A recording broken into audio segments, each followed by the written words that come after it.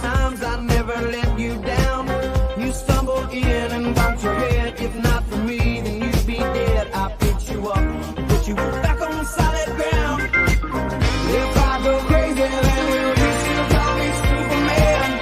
If I'm alive and well, will you be there holding my hand? I'll keep you by my side with my superhuman, my kryptonite. Do it any way you want. My kryptonite. Do it any way you want. Yeah.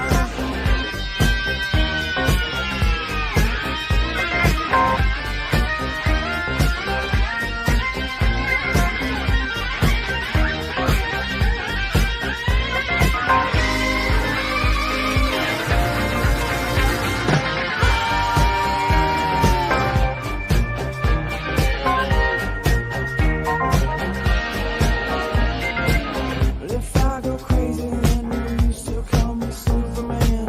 If I'm alive and well, will you be there holding my hand? I'll keep you by my side with my superhuman, my kryptonite. Yeah!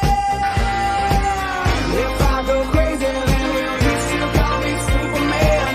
If I'm alive and well, will you be there holding my hand? I'll keep you by my side with my superhuman, my kryptonite. Do it any way you want. Do it any way you want.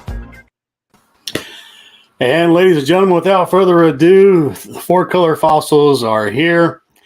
And we are on a planet without bags and boards, and hopefully we'll survive thanks to Jambo's diligence.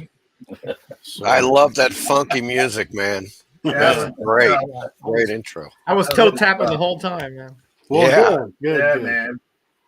Now let's see who we have in the chat. We have Maranya. And she's greeting all of the Hi, fossils. Maranya. Hey, Maranya. And Meyer, what are you doing out there? You should join us. Come on in, guy. But it's so fun to be in the chat sometimes. I understand. So, It is. I don't know. And everybody's saying hello to everybody. Michael Taylor's here. Chuck White. And Lead Paint. And the Jackson Roy Kirk has made it. Exactly.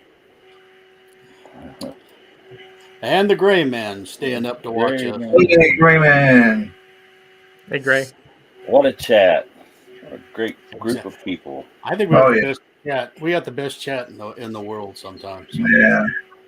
Yes. All right, we're going to mix it up tonight. We don't have a few of our regulars, and Paulo is out on assignment with I believe, a car magazine, so good for him.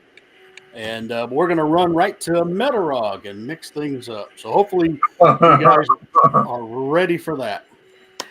Well, greetings, Four Color fans. That's my regular intro on my channel, by the way. And that's not. I didn't make it up for this one. Okay, it's actually pre Four Color Fossils, but anyway. So I thought I'd go through some strange tales and then some stranger tales. Catch my drift in a minute. So here we got. I started with this one because the Bronze Age run, you know. Oh, yeah. Nice. Strange Tales 169. This was an AOK from DS Comics, which probably all you on the panel are familiar with. He's my co-host on the No Faces chat. And here we got 170. Nice. Cool. Really, really cool series here when you think about, that Marvel went out and looked for a character of Haitian origin, voodoo, but also, he has a brother that sort of works into it. Really cool little series here. Yeah. Unfortunately, was rather brief. And so, Strange Tales at this point was almost like a tryout series.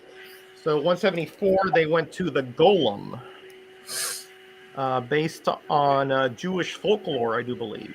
Mm-hmm. Yeah. And then there was a random reprint in 175. But little trivia question, though, here is that this is one of the very few reprints that has a Marvel value stamp in it. Ah. Wow. Didn't know that. Because they didn't they only published it if there had letters page, and there weren't letters page on the reprints. But since that one was sort of an impromptu reprint, probably a Deadline Doom thing, Mm-hmm. then it fit into that one. Here's some more Golem goodness. Mm-hmm. A little Stanley-like alliteration there for you. That's a great Nice. cover. Nice Frank Bruner cover. What do you think, Steve? Nice. Not bad, eh? Very nice. Yeah. Good composition, good use of shading and colors. Just a lost art nowadays. Then we... Did you cut that out, Roger? No, I did not cut that out, Jackson. We spoke earlier today, so he's really ragging on me now. Ah, So then they revived here the Warlock Very cool. character here, 178. Now that is a Starlin cover, right? That is a Starlin cover, sir. Absolutely correct. Yes. A really good one too. You can Beautiful. sort of tell by the Yeah, star field and the mouth over here of this being. Yes. That's Starlin, right? That's classic Starlin stuff. Here we have Death Ship. Look at the detail in all this, guys. It's just every Yeah, that's face awesome. is different tentacles. We got eyeballs on tentacles. We got everything that you can think of here. That's great stuff. These bags are old. I'm going to be changing these out. And look at this guy here. Man, if that's not the stuff of Cool. nightmares, I don't know what it is. First appearance of Gamora in here, I do believe. Yeah, Yeah, you're right. I'm not great on those kinds of facts, since I just sort of generally read them. And of course, you have the clown back there.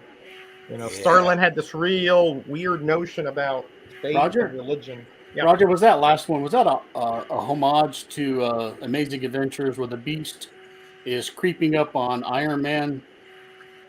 This one No, here? the other one. This one here? Yeah. Oh, you know what? Like Iron Man's laying down and the Beast. Yeah, is one in the Avenger balloon. dead on arrival. Yeah, I see it. You're right.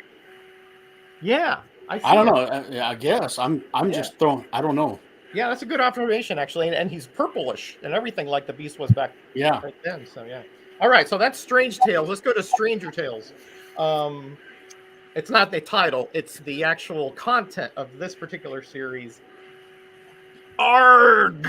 Yes. Arg! There we Yeah. go.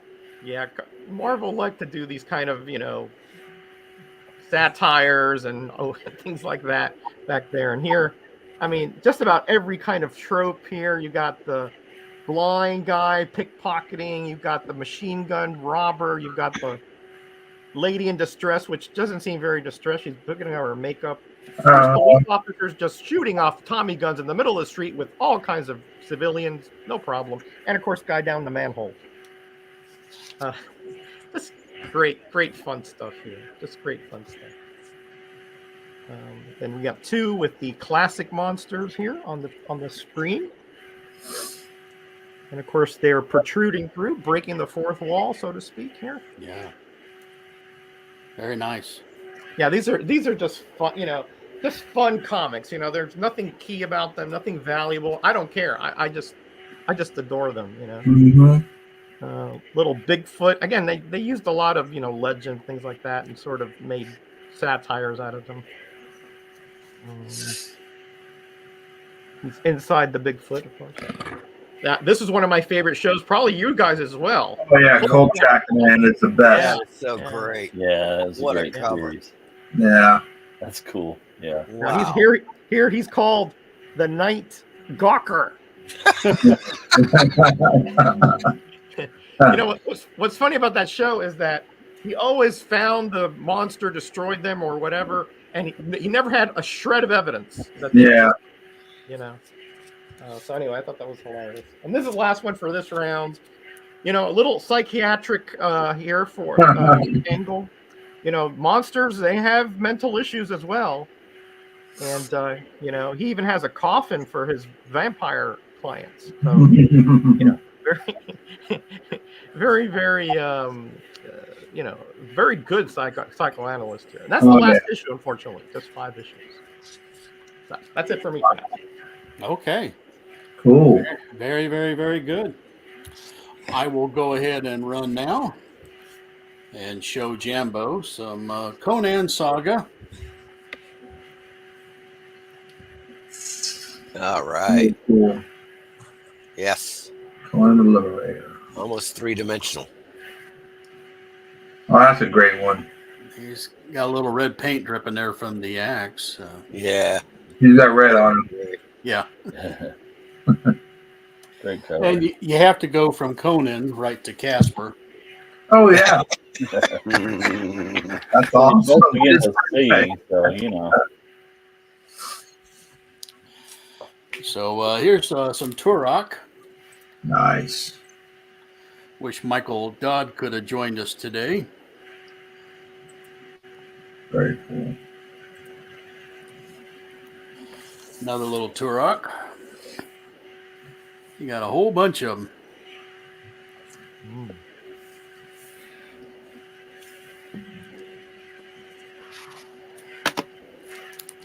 Little Tarzan. Showing how the Cincinnati Bengals used to handle the opponent. Hey, we won last week. Oh, I don't. We're mediocre. Here's Ripley's Believe Oh, It or that's a Not. good one. That's a great skull. It's a weird skull, yeah. It is weird, yeah. It is weird and eerie and authentic. I like that they look like date stamps, you know. Yep. Yes. Some more Believe It or Not. Nice one.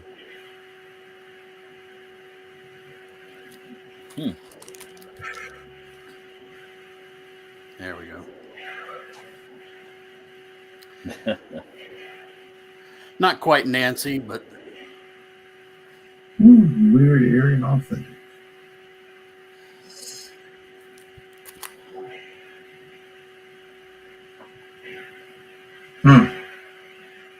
Killer Goose.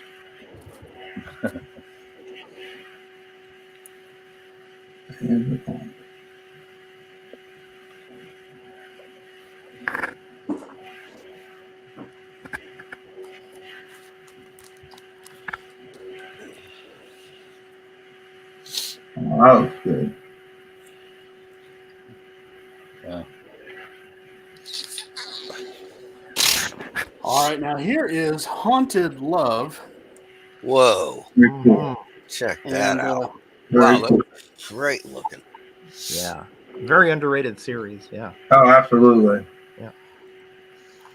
I want you guys to notice that her outfit, the ghouls inside it almost form her body shape.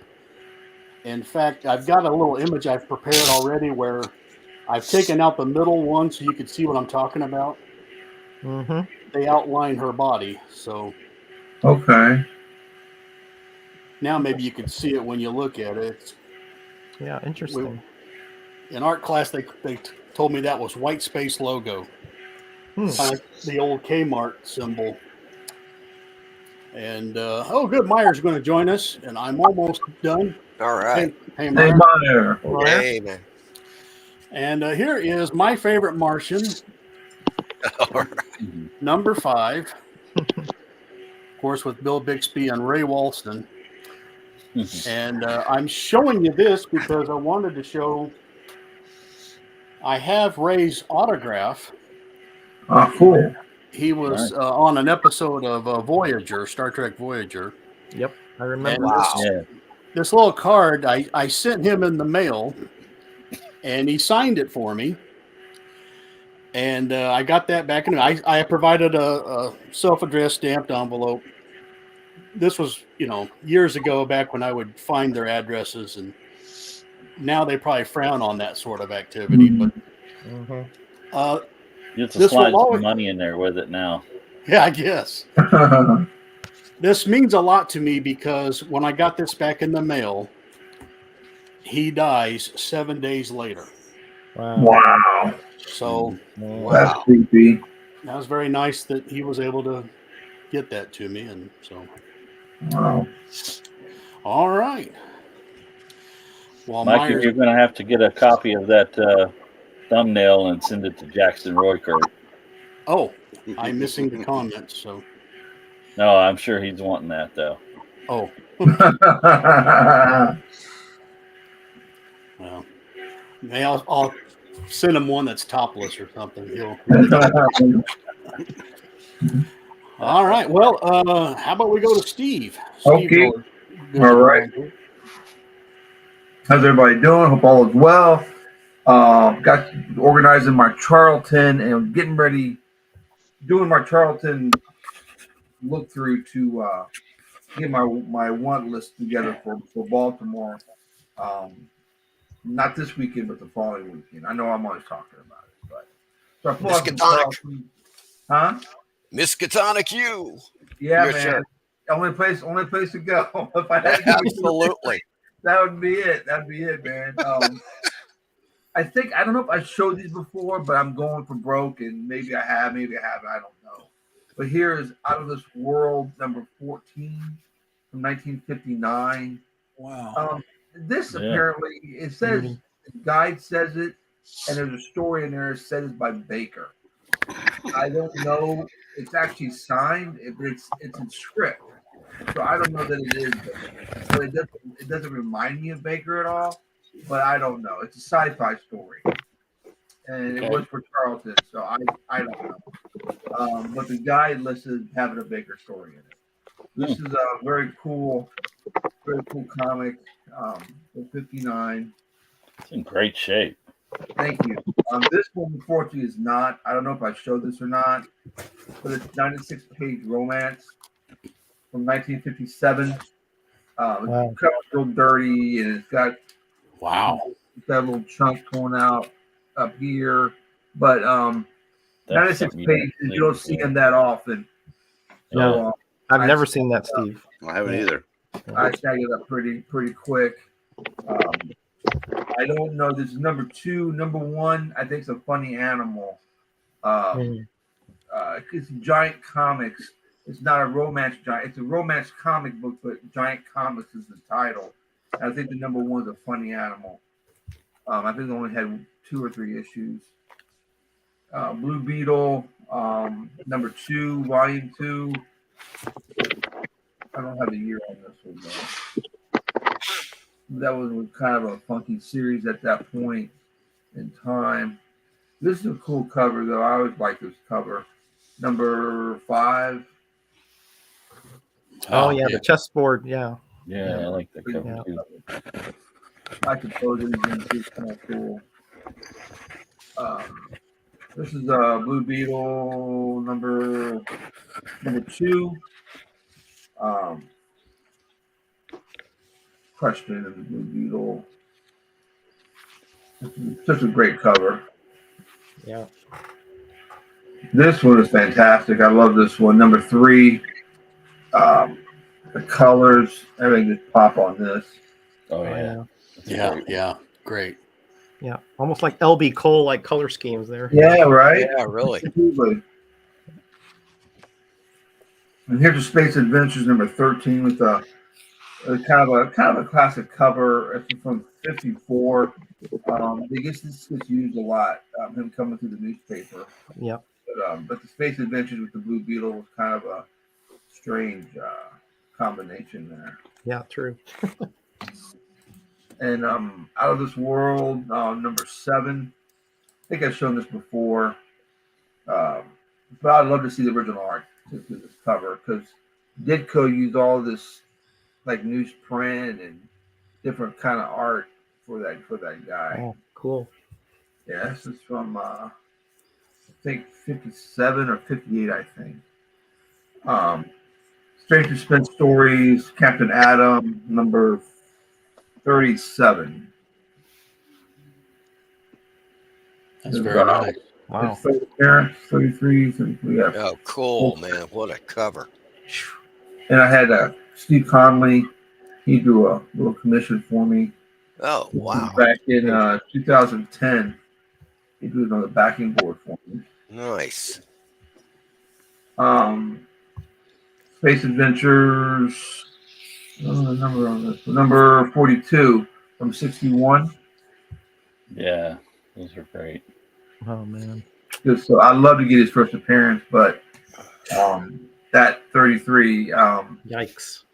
Yeah, it's $1,500 in mid grade, and I don't know if I'm going to pull the trigger on that or not. Yeah. But I'll have to see when I get to Baltimore. So that's all I got for this round, guys. Thank you. All right. Lovely Great. stuff. Thank you.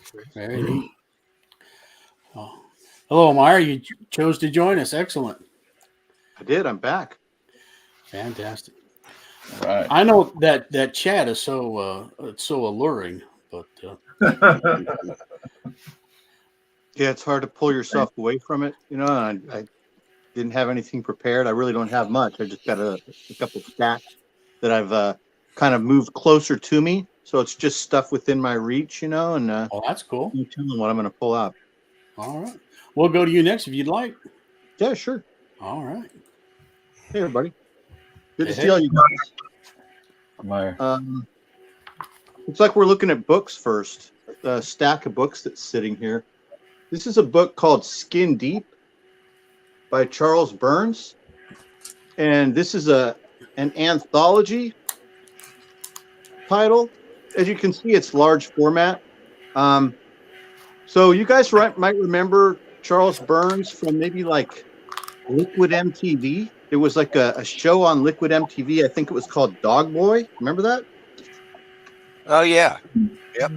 So this is the guy that's kind of based on. This guy is one of my favorites. You know, he made that really good graphic novel horror classic called Black Hole. Charles Burns. That is really cool. He's got this really cool style that the kind of, and this is a story about that Dog Boy character. He has this really cool I guess retro kind of style. He also did work for heavy metal in the 80s. I think the character's name was El Borba. He was like a lucha libre type character.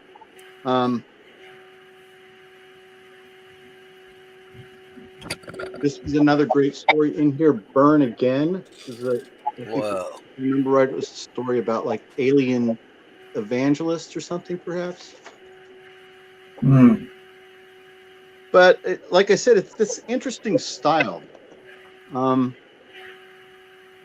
I just like. It's really clean, and maybe it's a throwback kind of style, I guess. Here's a couple other books. These are hardback books, also large format. This is also from the heavy metal days in the 80s. Oh yeah. This is a title called Ranks Rocks by this, I think, Italian artist, Liberatore. I think this was the first one, Ranks Rocks in New York. And then this was the second one, Happy Birthday, Lubna. Is that her name? Lubna? So this character, or this, first of all, this is like a hard R. This is a hard R. Yeah, I love Liquid MTV too, Jackson Record. So this artist, I think, uses like similar techniques that Richard Corbin used. And what I mean by that is that he does airbrushing to make airbrushing look photorealistic, right?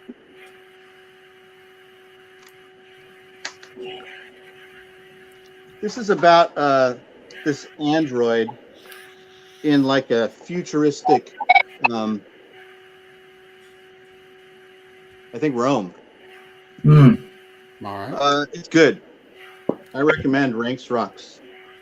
Yeah, he was all over heavy metal. I remember that back in the day. Yeah, he was popular. It was popular. Like, 'cause I got these when I was in the army. I ordered these from those ads in the back of heavy metal.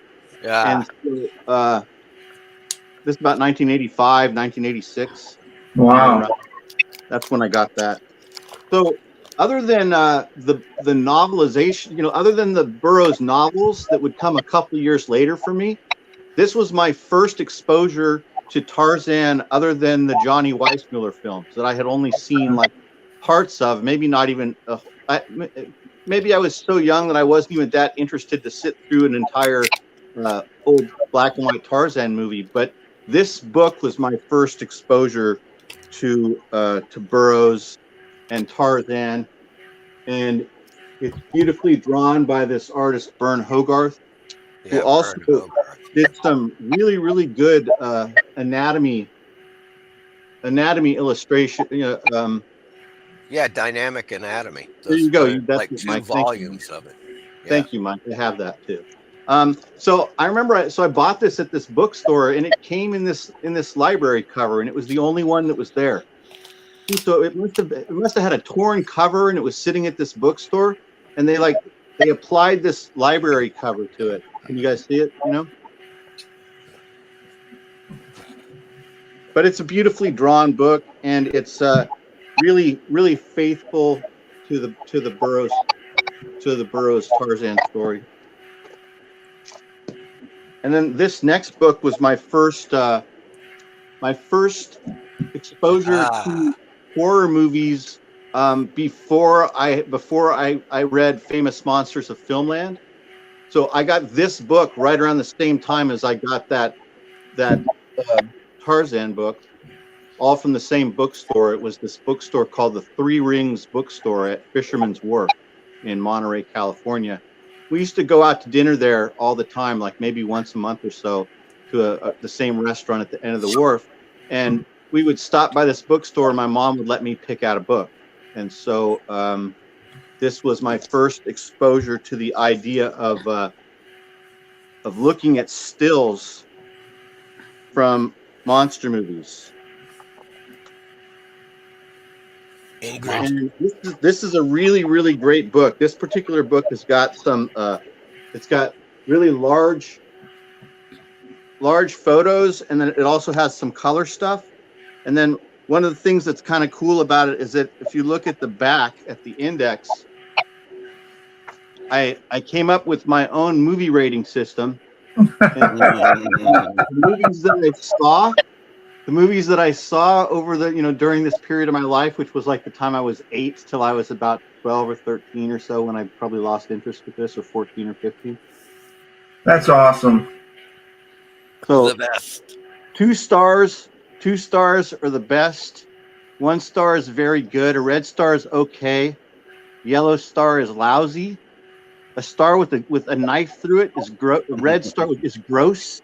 The blue star is amusing, I think is what I wrote there.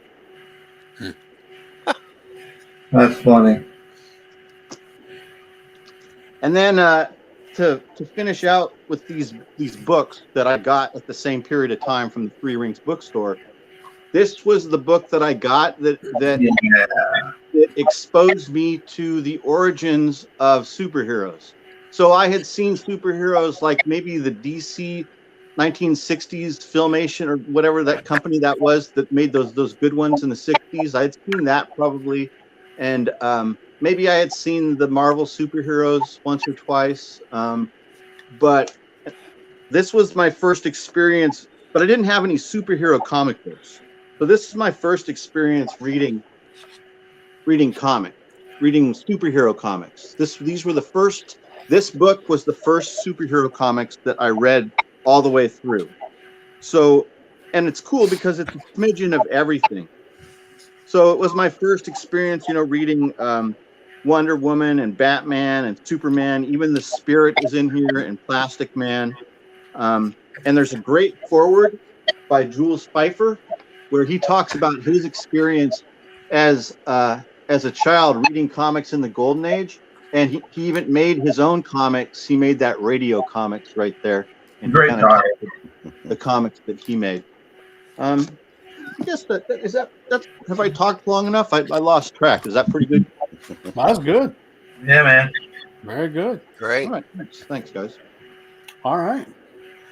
Well, we go to Grot 2 maybe, and then Horror Mike next. So I'm not going to try to pronounce this, but That Wolverton? it's a Wolverton That's great. comic that was put out, I guess, basically for the underground crowd, the hippies that when they were kids had read Mad, the EC comic book Mad. And it's got the great thing about having these illustrations in black and white is you can easily photocopy them and use them for party flyers. Or, but yeah, it's got some great stuff in it. Okay, so this, I was just digging stuff out of the basement this morning, and I just put some stuff in a pile. This is just a little flyer you get at the cashier at a comic store, but I'm wondering if this has some value now. Oh, You yeah. look it up on mycomicshop.com, and Yeah. they don't have it in stock. But I Yeah, always I've seen- save this stuff. I've seen people even CGC that, Grotto. That little flyer. Yep, that What little is it? flyer.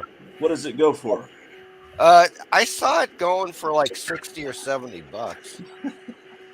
That's why you save trash, man. That's someday all those comic shop news, the little freebie newspapers will be worth. Yeah. Yeah. Hey, look, So anything with Dave Stevens on it, man. You think they're figuring in a $30 slab fee or something? Oh, yeah, maybe. Yes, probably. Okay. My friend Joe Riley that I worked on the show, The Hypnotic Eye. Well, it's got some bad language. Sorry. This is his little catalog of stuff you could buy from him. He made these masks for the sub-geniuses. Cool. Neat. Yes. Great art. There's pictures I can't show. Bob. This is he was trying to push the limits with this. This is his little robotic frog comic. Bruce Lee's rotting corpse. And is that his art on the cover? I'm trying not to show this part. Bruce Lee's corpse is fighting the Three Stooges combined with Ghidorah. Wow. So, I mean, he really was a very talented artist. He passed away 12, 15 years ago. Whenever he passed away when that's great. When what was it before Facebook? MySpace, yeah. Whatever. He passed away when that was still going. So whenever that was. So yeah, he was Wow. probably. That is trying not to get stuff. pictures that are going to be offensive. That looks like a phallic symbol. Well, there may be, you know, with a little head on it, you know. I'm sure there is. I hear the captain. Anyway, you get the idea. Let's see what else I have here. That is cool, man. I have these. You ever see these parodies of the Family Circus? I borrowed these from my friend Randy probably 20 years ago. I think I need to return them because I borrowed them to photocopy them, and I still have them. But they have new captions. It's called the Dysfunctional Family Circus.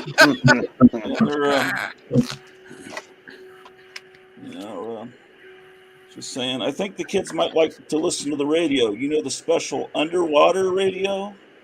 Oh, wow. So it's all just it's just all the most horribly offensive things. It's waking up. Here's this might solve everything. What is wrong with the movies? It's from 1938. Wow. From Zondor Rowan Publications. Wow. And so let's see what the chapters are. What I will prove, why I quit, the power of the movies. Movies are made by sinful, wicked people, unfit to be examples. Films deal principally in sex, crime, and impure love themes. You got that right. Movies break down virtue and flame lust, definitely cause sex delinquency. Spiritual. He's probably completely right, honestly. This is the model kit to make the Vampirella model kit that looks more like a boy than really Vampirella. But the model kit instructions, I believe this is Neil Adams. Yes. Yeah. Anyway, let's you can build this, where Vampirella helps torture people. I don't think Warren was that thrilled that they turned her into someone who kidnaps people to be tortured. This might come in handy next week. Fallout protection for homes All with right. basements. And it's handy. Yeah, it shows all the, for the Hugh Beaumont type to make his basement. Things that look like that, you know, every house we ever saw in a sitcom. But, you know, we thought it would never happen. Now look. Ward, the beaver is radioactive again. Oh, they're saying, don't worry. These new ones don't have much radiation. It's just going to vaporize people on the combat. That's seriously one of the Biden's people saying that. Here's Yeah, another of course. little underground thing. It's made to look like an old Confidential. Oh, that's two great. covers. So that's how you should do the variant covers. Just make them flip covers. Don't make people buy the same comic. Not getting money then, losing money. That's true. Here's a fanzine for Warren magazines. Wow, nice. That's what she's supposed Spooky. to look like, not the model kit. But anyway, this must have come out about 20 years ago. I don't know. What else did I find? Now, these are not offensive, but let's see. Let's have to set it. You know, like here's Ginger. Whoa. All right. They're like little miniature men's magazines, but I'm not going to show anything inappropriate. A true confession: I worship Satan. It's really her. I don't think it applies to her in the picture. This one, I wonder what the Japanese writing says, but it's got Betty Page on the. A lot of these have Betty Page on them. A lot of them. Nice. And I always really like Mara Corday from The Giant Claw. My friend Tom was friends with her son, and I think he was a film editor in Hollywood. There's Julie Newmar, very young Julie Newmar. Wow, that's Julie Newmar. Wow. There's more Mara Corday. I probably should. I'm smutting up the show. Let me get these. Smutting up Hold the on, show. I'm going to show these tomorrow whenever I do my next show. There's maybe them. But anyway, let's see what else. Oh, here's one with Betty Page cover. I got a ton of Betty Page stuff. I probably didn't hold it up long. Everyone complains. You only hold it up for 2 seconds. Here's a TV guide from a better time. Wow. There we go. Someone with grubby hands handled this. They were watching a lot of TV that TV week. guide twice. Nice. Cool. The fun thing is, is to look up the address but I don't know, Kyoto, Colorado. Kyoto, I Colorado. don't even understand that address. EF Orem. How is that an address? Maybe that's the number. I like to look at when kids fill out the coupons and comics and never send them out. I like to look up the houses just to see what this book used to be in that house.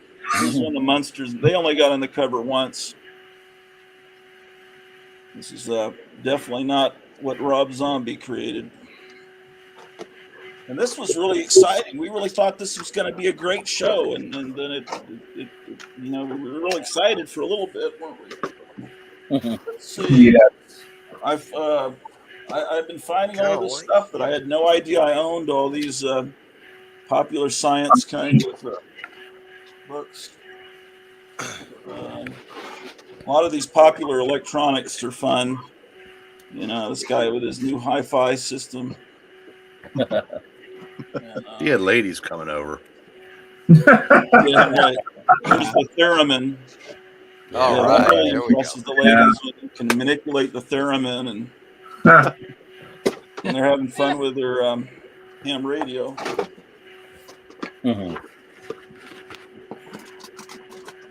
And model railroading. All this stuff that was wonderful in life that doesn't exist anymore because everyone exists with virtual reality goggles.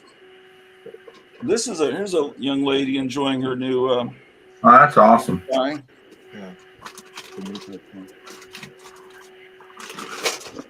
This, I think, if I look, this has. I think Julie Newmar's in this, but I better not show that. Bad things will pop up. I have a bunch of others. Well, this I've got to get in the mail. If Mr. Goris is watching, I'm going to get this in the mail tomorrow. This painting I did for him. Lovely, lovely.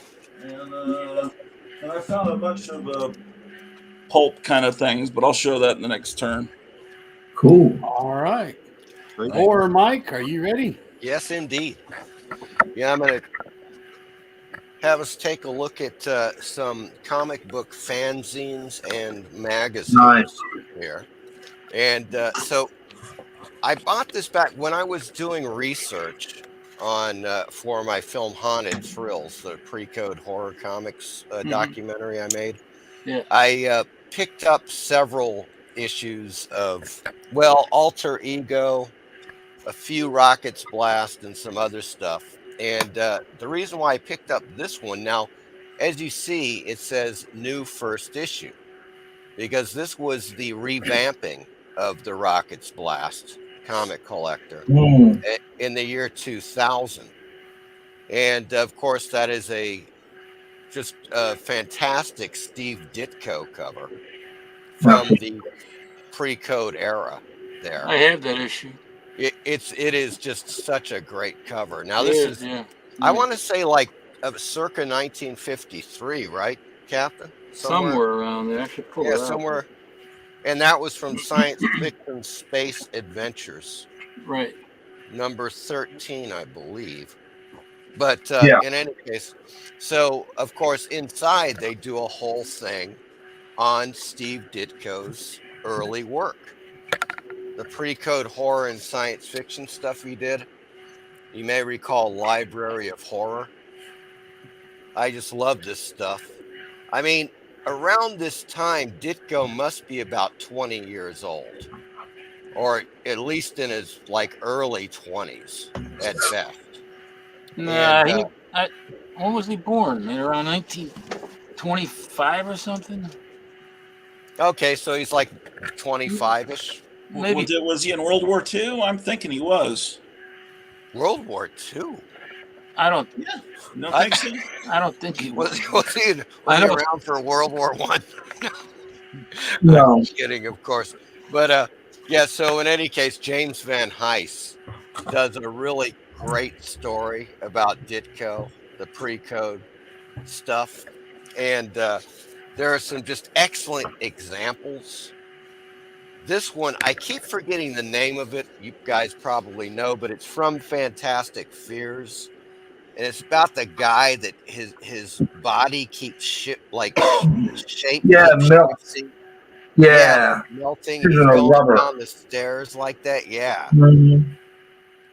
And it's just such great work. Yes. You know? I mean, especially considering this is pretty much the beginning of his career. And of course, you know, just, man, great pre-code sci-fi too. I mean, that is some wicked stuff from Ditko back in the day, man.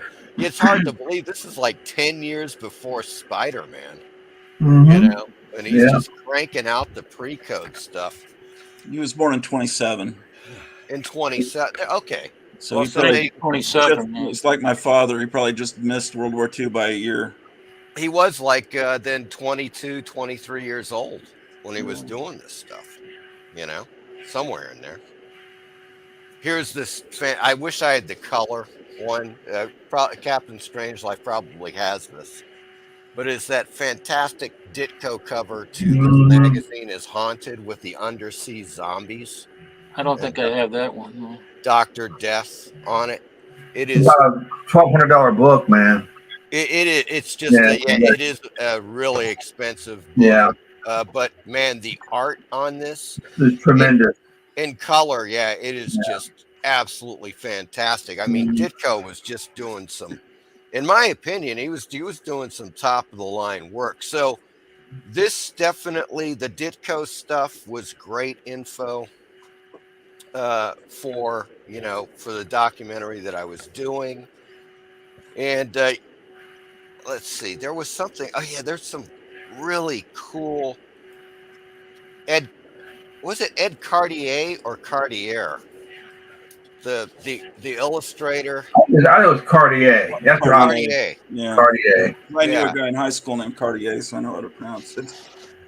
Yeah, some really cool black and white pulp illustrations from him. Very nice. In the back. I just love that stuff, man.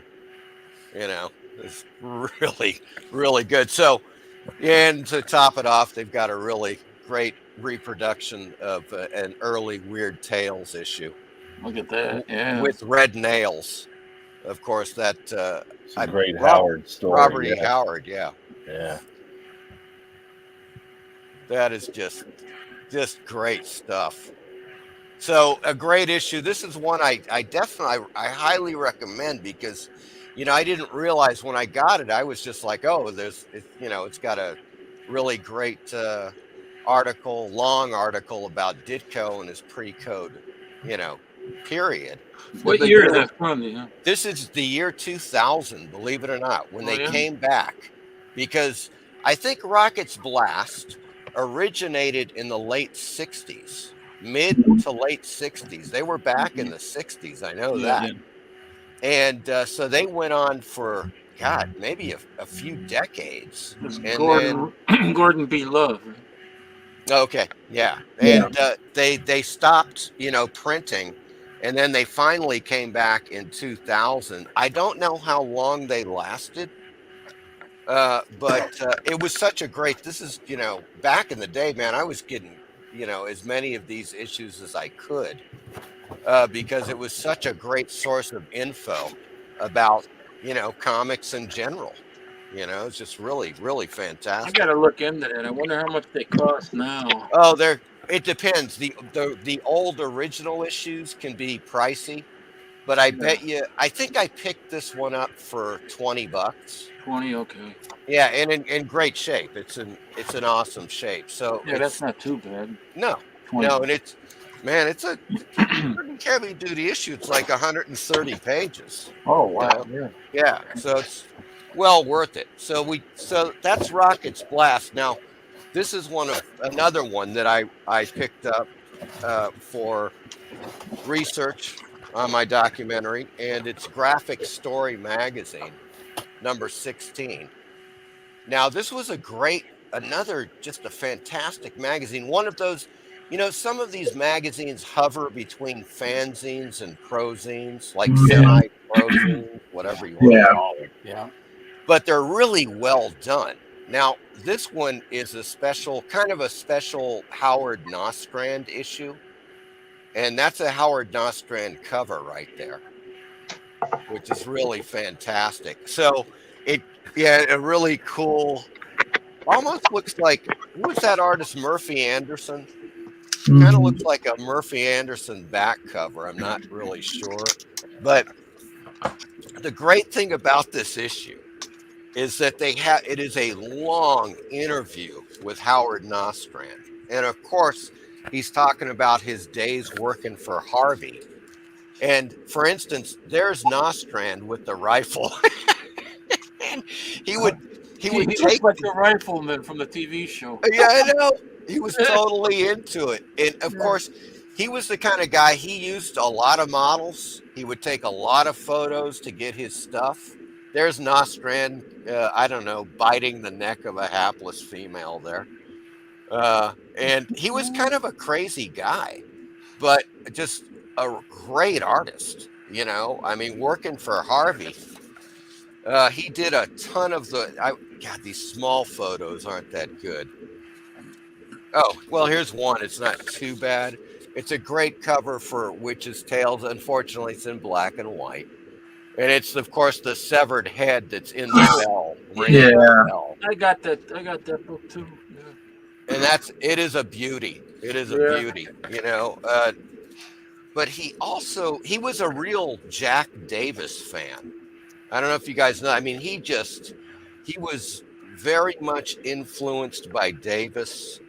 And he even did that, if you guys may recall, that great Jack Davis Frankenstein, where it's just Frankenstein standing there. And just really great Jack Davis. And Nostrand did a really cool homage to that as well. He loved, Jack Davis. He was a major fan. And the work that Nostrand, of course, and Lee Elias, and even Warren Kremer did for Harvey with the pre-code horror stuff is just It's fantastic. You know, a lot of those books from Harvey, the people knocked those books in the 50s, the horror books, but a lot of those even surpassed the EC, the stories and the artwork. Oh, I think so. Yeah. I agree. Not Totally, man. many of them, but there are some that actually surpass ECs. Yeah, I mean, look, it is kind of course, it's kind of subjective, right? Well, I mean, is, it's like in a way, people yeah. will be like, yeah, but you had all these people.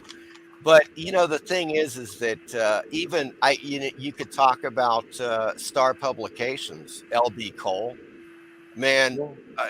You could just say just the covers alone, I think were often superior to the EC stuff. So because of their just nobody had ever seen that type of art before for a comic book. LB Cole came in with a totally different look, and it was it was almost like he took over sometimes the whole cover it would just kind of explode in your face, Yeah, it's kind of like it was almost like some of those covers were geared for blacklight, like 2 decades before blacklight was even a thing. I mean, just really great stuff. So this is Graphic Story magazine number 16.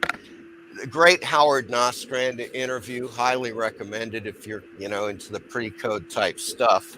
This was yet another one. Graphic Story later becomes a magazine called Fanfare, and it was really great. Oh, and it was in Fanfare it was called Fanfare. It was great in the late 70s. Yes. And it was in Fanfare that I first saw that 3D comic you showed last week. And I said that the Black Panthers took their panther from that comic book cover, and that's how I knew it's from an issue of Fanfare, because they showed them back. Oh, okay. I didn't just know that. I read it in that magazine. Here's a great issue of Comic Book Marketplace. I'm sure you guys have seen this. Probably have some issues. It was off and on really fantastic. It was popular in the 90s, wasn't it? Mm-hmm. Yeah, it was. Yeah, I think maybe the 80s and 90s. Something like that. Supplement to the Overstreet or something. But they had this one, of course, was a pre-code horror and spicy pulp special. So I had to get it. Of course, they have Al Feldstein and George Evans spotlighted in this, and just a fantastic cover. Yeah, it's pretty cool. So this one, it is just incredible. The one of the things that God, I just love it. Like for instance, here, let me see if I can get that. There we go. Just a great. I think that's Feldstein. Space action there. There's nothing more sexy than the space women. You got it, man. You got it. And of course, they do this full color thing on the pulps, like that. One of my favorite pulp covers, right there, Spicy Mystery, with the guy hanging there, and there's the woman, and I mean, just wow, It's like, oh, I'm not having sex with you tonight. Hey, why do you keep hanging around here? Now, I think what's more telling is that Batman Lou Merrill story. That's kind of telling too. When is that from? Batman Lou Merrill. Yeah, I mean it's Batman. It's 36. That's 1936. Issues. Yeah, that's big time telling. Yeah. I mean, they got a ton. They got a ton of really great pulp covers in here. Yeah. I love those things. Just some of the things, because when people talk about pulps, typically Spicy Mystery doesn't come up in the conversation, or Spicy Adventure, Spicy Detective. All of these, like some of the most lurid covers in pulp history. There's no doubt about it, man. I think, were they published by Martin Goodman? It could have been. God, check, Jesus, it's been a while since I've seen this. They do a fantastic full color gallery, also of some of the great Harvey covers there. Yeah. Witch's Tales. See if I can get that in there. And there's the Nostrand cover in color, right there. Yeah. So in any case, great magazine. Once again, these were very good. And one of the things that really blows my mind is that, of course, they have the ads, the adverts and so forth. Like for Gemstone, put you back in the day, as to when these were actually being published and just stuff that was coming out, Cool. All right. Well, let's run to Captain Strangelove. Oh, are you cutting me off? You still had to go? Okay. Yeah, I still got a couple. I just have a couple more. All right, we'll go right back to you. I'll try to. Okay. So here's Comic Scene. Mr. Monster. That is a great cover there. With a fantastic Michael Gilbert cover. Oh, yeah. I love Fitting that. for Halloween, I thought I'd bring it out. Radioactive Candy. I love Exactly. I just love Michael Gilbert. He's great. So I had to bring that one out. It's got some great stuff. Now, this really quickly, you guys, Tomorrow's publication, they just put out a bunch of great stuff. Yeah. Draw is just a fantastic magazine for artists. I mean, it really is just so instructional. And it's amazing that they have this, they put this out on a regular basis. That's still coming out today? I think so. Mm-hmm. The last time I checked the Tomorrow's site, it was still being published. Oh, good. That's a good thing. And so, yeah, it's just all, it's, as they say, it's drawing, how-to, cartooning, funny animals, horror, you name it. How to draw grat-to. Yeah. And they've got this issue. This is the last issue that I'm going to show right now. An issue on Bill Sienkiewicz and his style. And, they do what's really cool with the Sienkiewicz stuff is that they will show you. Yeah, it's pretty classic stuff. There's the rough. There's a rough of a cover. Then it moves Daredevil over and to Elektra. Yep, exactly. Daredevil and Elektra. Then to a more finished cover right there. And then to the actual cover itself. So there you go. So it shows, kind of like the step-by-step of how he approaches stuff. And, pretty much every artist in this, when they do a spotlight on an artist, they kind of go through the process, how they do it, from rough to finished work and so forth. And, so it's just a really interesting magazine for, people that like to draw and whatever, So that's it. That ends my first little presentation, folks. All right. Very good. All right, Captain, are you ready? Yeah, I reckon. Since I'm the only place around the place, this must be the place, I reckon. Well, I'm going to start out with some figures, what I got recently. This is a Amigo figure of Medusa. I think it's an Amigo figure of Medusa. Oh, sweet. Oh, wow. Can't get the there. Oh, Nice. Cool. We're not supposed to look directly at that, are we? Yeah, I just turned into stone. Yeah, you're not. Oh, wait a second. No, I'm just stone. I mean, no. Bill Sienkiewicz. Okay. Yes. This is pretty nice. I mean, I don't collect Migos. I never did. And I think this is my first one.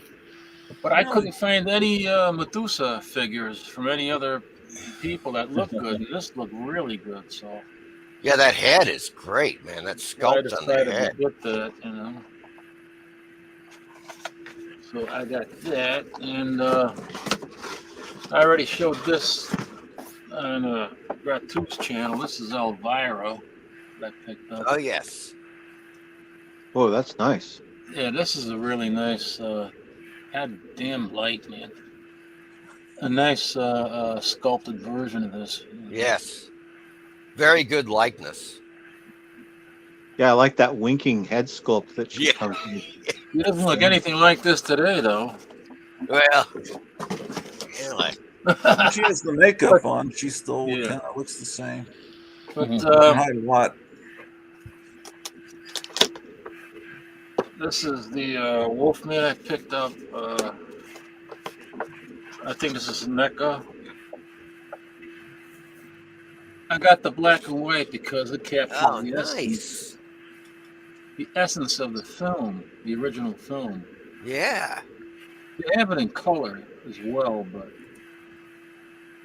wow. Now, how's that Larry Talbot head? I see it in there. I should take it right out of the box. This glare is ridiculous. I guess he looks pretty much like Lon Chaney Jr. It does, yeah. Well, I don't want to take that out. Should be too much of it. Yeah, the black and white versions are really cool. I like that. Yeah, that's a pretty good version of the werewolf. Lon Chaney Jr.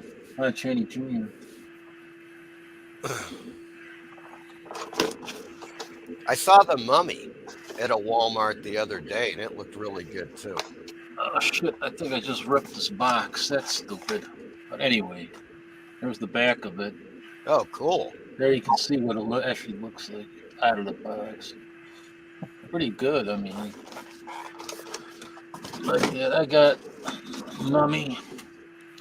Karloff's Mummy. Here's the back of the box. Oh, there we go. Yeah. Yes. Look at that.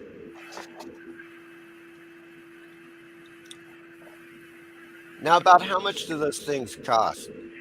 I paid for this. I paid 25. Okay. Wolfman was about the same. Elvira, I paid $30 for, and this one I think was 18. Okay. I got a good price on that. And then of course I got to show my Talkie Tinas again. Ah, yeah. Hey, say something.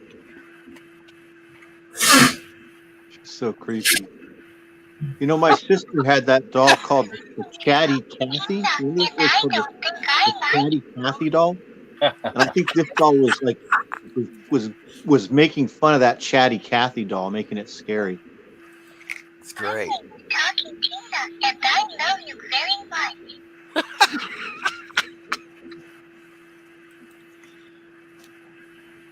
Come on. Maybe I should play with her twin.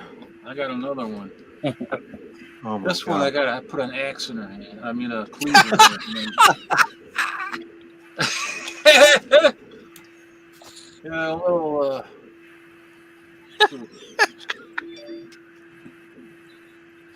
My name is Talking Tina, and I don't think I like you.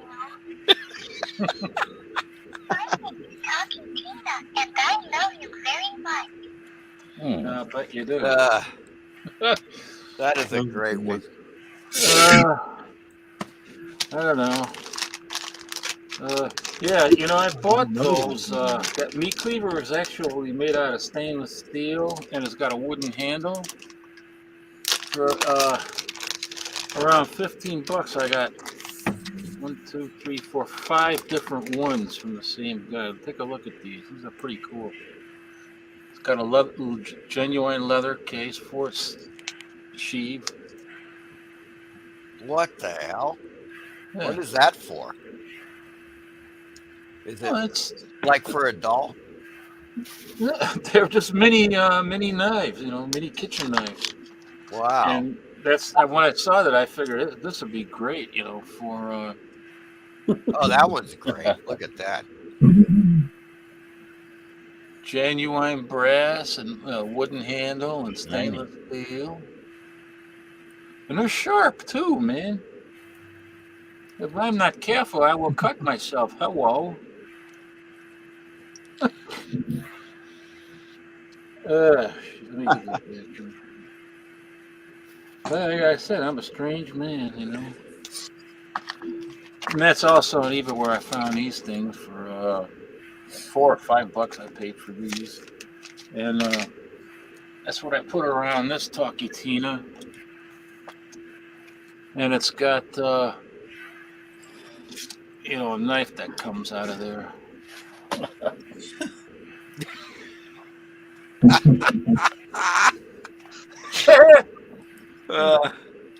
Yeah, that's what I got. I don't know. Oh, hey, talk about Joe Riley. I know a Joe Riley too. The guy from the band. Oh, I don't know that guy.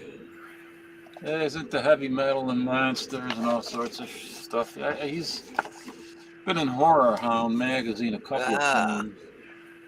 This Dracula figure is coming out in December, and I pre-ordered it from NECA. Ooh, nice. Is that the same part of the same set, Captain? That Dracula, is he going to be the same size as the Mummy and the Wolfman? Do you know? I think so. Yeah. Oh, 8 okay. inches. 8 inches. Okay. Very cool. That looks really good too, man. And I think I heard Mike. I think I heard you talking about at one point in one of the videos about this. Oh yes, that's it. That's the one. I've got the book only. The comic? Yep, I've got the comic. Do you got the 3D glasses? Nope. No. Neither do, and I don't have the cassette either. I bought this when it first came out. $7.95. It cost at that time $8. Yeah, I don't know what they go are for great. now. And what is that? Is that my witch? Is she working? Oh yeah. All right, let me show you some comic books. I got a Vampirella from 2006, the Halloween special. Oh, nice. Look at those pumpkins on it, say. Good. Yes. Boy, the Hindenburgs got Snappy cover. Nice pair of Hindenburgs, eh?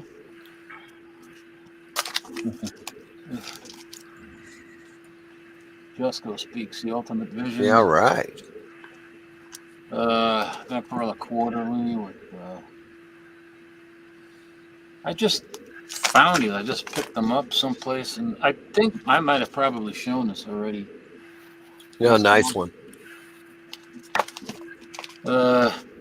Probably showed this too already somewhere, but it's Jumbo Comics. Nice. Cool. That is weird. The Jumbo for Jambo. There you go. And then these, of course, Bernie Wrightson. Yeah. Weird. Nice. I love these things. That's hard to find in that black cover. That is hard to find. I got Yeah, like in that shape. I got like 5 copies of this now. Damn. That explains it. Yeah. No, I got them a long time ago when they were really, inexpensive. I mean, $10, $15, something like that. I don't know what they go for now, but More. They're up there. Yeah. Trailer Park of Terror. Oh, look at that. I have not even seen that. I saw one of those last week. Wow. Yeah, for $2.95. That was a long time ago, but this is number. That's 4. Yeah, it's number 4. Here's another number 4, and this is the first one. That is That's great, ain't it? I love kind this of has thing. a certain kind of underground feel to it. It's great. Yeah, she's in her trailer, and these zombies are always coming over there to try to have sex with her, and she's always breaking the skeletons apart with a bat and telling them, "Get the hell out of here." From 1990, it's got to be from the 90s. You guys ever hear of this? Mort. I remember Yes, that. I've heard of Mort. Yeah, I think I've seen that. Yeah. The dead I've teenager. never even heard of it until I saw it in the dollar bins, Damn. And then the Vampire Slayer. Oh yes. Yeah. Now that. Who's the artist on that? That's like. Rick Avia. Say that again. Francavilla. Francavilla. Yes, that is a great cover. Look at that. Dark Days. I don't know what that. Just Dark Days #1 from IDW. That was a while back too. Michael Taylor says, Captain, do you still Oh, have do the I still got? Hey, Godzilla? Michael Taylor. Yeah, I do have that bank. I can probably show that in the next round if I can get to it. All right. Oh, what else do I got here? Well, I might as well give somebody else a chance. How many guys do we got? We got a full house again? Yeah. Yeah, we're gonna go to Jambo after you. Okay, Hey, look here's at that. nice. Black Cat. Now I can't. I don't know who did the cover on this. Does anybody have an idea who might have did the cover on this? I don't know, but that insect is just kind of goofy. I don't know. There's something about him. It's like he's sticking his tongue out. Yeah. Like, hey, yeah, hey, lady. He looks like those. What were those toys that we used to play with in the '60s? That you pieced them together and they were bugs, and their tongues looked like that. What were they called? Cooties, right? They were called cooties. Cooties, right? Yeah, Cooties. It looks like a giant cootie bug. Yep. Tootie bug. But I got something else to show. Probably where they got it from. I'm going to show it in the next round. Some toys here.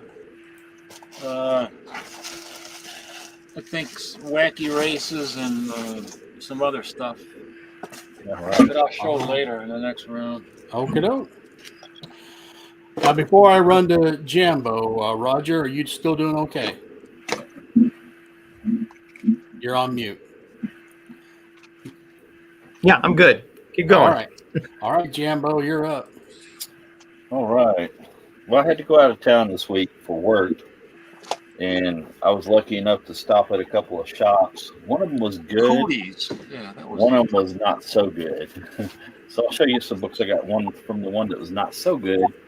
Yes. New books. Oh, that's Great stuff. Such a That's great good cover. stuff up there. Yeah. I recommend It had some great stuff inside of it too. Had the I want to be a man. That sounds like a Beatles song. No, it sounds like somebody in the Biden administration. Oh, female. yeah. In the Biden Oh my goodness. I had this story in it too with the pictures of yeah. Bela Lugosi and stuff. Mm-hmm. Man, them creeps. That's Bela Lugosi. Bela. But that was cool, and this had some Ditko in the back of it, which was cool. But this last page, I don't know, the ad and stuff, and it was really cool. Wow. Wow. It was showing a mechanical dinosaur and What the hey? how it might be worked on a movie stage or something like that. So Yep. that was pretty cool. That's very cool. Enjoyed that. So I got that, and I got this, and I think a lot of people probably picked that up. But yeah, you can see they made sure to tell you Black Adam was in it and stuff. So. And I found this. You guys see can you show the back cover of that? The other one again? The back cover of that? Just this one? no, Captain Marvel one. That's the one. Oh. Yeah, this is the Captain Marvel. Yeah, and that's the back cover. You know why? They could have put the UPC code on the back of that. Yeah. Right. And then they wouldn't have screwed up the cover like that, man. Yeah. Yeah, they got it right last week with the Superman, but then they blow it this week. They couldn't do it 2 weeks in a row. Fools. Damn fools. I picked that up too. Copy of Vampirella 3, of course. Who's the publisher on this one then? It's Warren. It's not Warren. It's Dynamite. Warren. Yeah, there's the Dynamite Jack Davis. reprinting Warren stuff. Yeah. That Jack Davis Frankenstein. Yeah, that was that Jack Davis poster Yeah, with the we talked about earlier. That's really cool. Mm-hmm. But I did get to go to a good shop.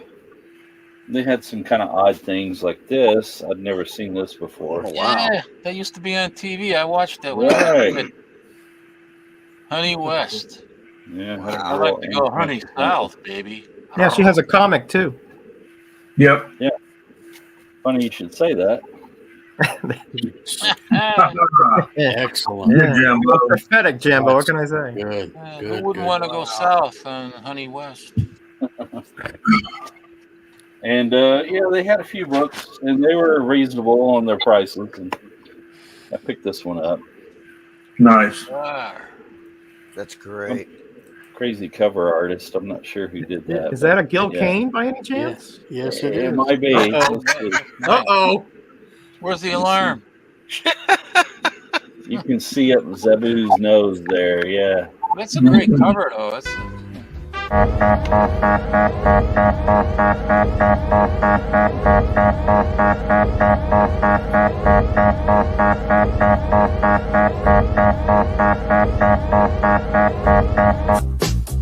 If you wanna get down on the ground, okay. She don't lie, she don't lie, she don't lie.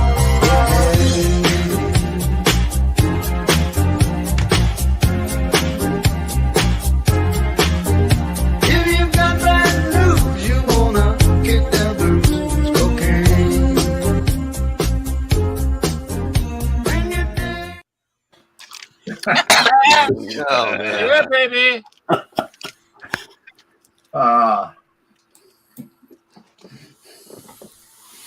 Oh, cool. Oh, the shark. I love a shark. What issue number is that? So I can write this down. Number 2. Number 2, and it's Bionic. Got that. Oh, there you go. Oh, Right. very nice. Yeah, You that's a good one. The Stingray. So, Hello, baby. I picked this up last week. Nice. Well, the picture frame covers, eh? Yeah. Yeah, it looks like a Buscema picture frame. Yeah. Grabbed a few Bronze Age Wonder Woman. Yeah, I was like, Unmasking a Royal Flush Gang member. Well, I wonder where she's going there. Where he's going.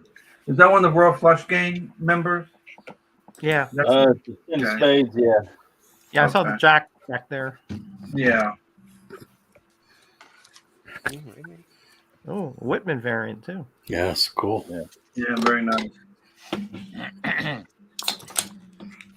And a bowling. Oh, There's Medusa back again. that great on Medusa cover. Yeah, that's cool. Nice cover. And I picked up a Golden Age Wonder Woman this past week. Wow. Nice. Look at the car she's in. Yeah. I was going to see if Paulo could tell us what kind of car that was, but The Geo Metro. Remember that car, a Geo Metro? she may have been plugging it in. I don't know. It's a race car. This girl down here has crashed hers. No, So, there is yeah. a specific name for those cars. I know that there is, but I don't know what it is. Nice one, Jambo. Thank you, sir.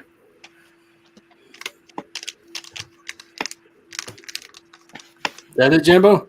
Yes, sir. All right, we're going to Eric Breen. All right, I we'll can tell start by with. that smile on his face. I know. That's this is what that Honey West looks like after a road I rage. knew it. How did Yeah, you guys talk in advance You've been before you green. get on the air or something? Man? I've been watching. I have the DVD set, but I've been watching them on YouTube. I really like that show. That To is a show the great things show. that came out today that I picked up. Latest Fables. Wow, I didn't know I was still going. That's cool. Well, it came back after like 6 years for like a Oh, 12 okay. issue series. Here's the revival of Miracle Man. Wow, neat. I did read that. It's unfortunately, it's very 2022 in that nothing really major happens in the first issue, but it's setting up to be kind of interesting. And yep, Jambo, I picked up the Marvel Family. All also. right. Go again.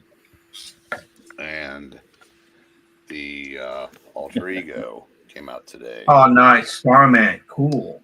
Now, Yeah. Yeah, that's great. a couple of you guys popped up in the stream and want to thank you guys for showing that. Last night at the Geeky Puppet Show, we had Chuck Dixon on with us for 3 hours. Wow. They're a very nice guy. It just turned into a hangout. But the guy that set it up was Tim Lim. He's the artist on this book called Common America. Oh, yeah. Yeah, with Mark Pellegrini, the writer. This is not his art in the front, but it's, you know, he's aligned. They're both aligned with us politically, and they, you know, this is like a sample of the art. It's just a very fun kind of. It could fit in like the M2 mixed. Yeah, that's isn't that Antarctic Press? Eric? Well, they're self-published. They go through Iconic Comics, which is owned by a guy named Doug Ernst. But I think they've had, like, Trump Space Force came out on Antarctic Press. Right. So I'm going to shift over to some of the magazines from that collection I've been working on, and I said when we get them ready to go, I will let you guys know, and it'll be worth the trip. Certainly for you, Jambo, and maybe even for people farther out. Oh yeah. Spirit Bomb. Oh, nice. Yeah. Some of these are just kind of random. Yes. Wow. Myron Foss. Yep. MF. Yeah, that MFer was really crazy. He was Psycho. nuts. Oh, that is a great Psycho cover. Oh my God. Psycho should have been Myron Foss's middle name. Yeah. Issue of For Monsters Only. Well, that's cool. Trog. I remember that movie. A random issue of Adventures of Hercules. That's a tough one. That's a magazine size. Yeah. Scarce. Yeah. Those magazine size Charlton's tough. Yeah. Yeah, a scarce book. Here's issue 1 of Web of Horror. Wow.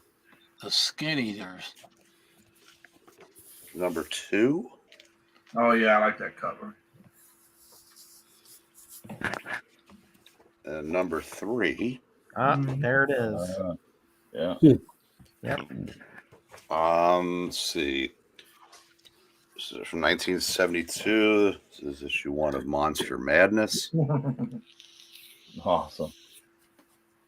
And there was a series from a few decades ago called, it was Monsters. It started off as Monsters to Laugh With. Oh yeah. And I was Breen myself. 25 cents. By Stan Lee too. There's number 3, I believe. Here's number 6. And number 7. I never even heard of that. Yeah, it was from the mid 60s. It's one of those, they did cards like this with their superhero ones where they put, what they deemed as amusing dialogue. Right. And I know Shannon showed these a while back, but we're old and senile, so it'll feel new and fresh. There's Amazing World of DC Comics number 1. And number 2. Every time I go looking for those things and I find them, they're so expensive. Well, these, if you can tell, these look like they were, put out yesterday. So it will be no exception here. Yeah. Number 5. Yeah, I saw those and went, well, they're all out of my price range, and I'm pricing them. So number 6. Wow. That's a nice one. Orlando. Look at that. Yeah. What I'm really excited about is somewhere there's about a 99% chance I'm going to run into a full set of Foom. Oh wow! That's what I'm looking forward to seeing, because there's some of those I've literally never seen, the physical copies of. That X-Men one's going to be pretty pricey. Yep. And that Foom too. Yeah, and it'll. Fortunately, I have number 2. I don't have the X-Men one. Never will, but they'll probably look like this too. Right. And it'll probably that X-Men one will probably be wedged between 2 issues of Conan Saga. No disrespect to that, but they're like $2 books. Which one of those had the Wolverine? 2. Yeah, number 2. Yeah, It was a prototype. Yeah. prototype. Yeah. Wow, Wow, numbers here, but That's That awesome. is Great Grell stuff there. there's Grell's going to be at Baltimore this year. what's that? Grell, he's going to be at cool. Baltimore this year. Yeah. Yeah, I met him in Toledo. Let's show 2 more real quick before this round comes to a conclusion. Here is issue 1 of Blazing Combat. Oh, Great. cool. Yeah, there's a little bit of spine. There's some spine ticks up the side, but other than that, it pretty much looks brand new. Nice. My jaw dropped when I saw how much those are worth now. Yeah. And here is number 4. Oh, yeah. So, graphic. I'm gonna mute myself for a bit, and if you need my spot, you can just kick me out if more than Spinner Rack shows up. If not, I'll just unmute myself when I get back. Okay. That's all right. All right.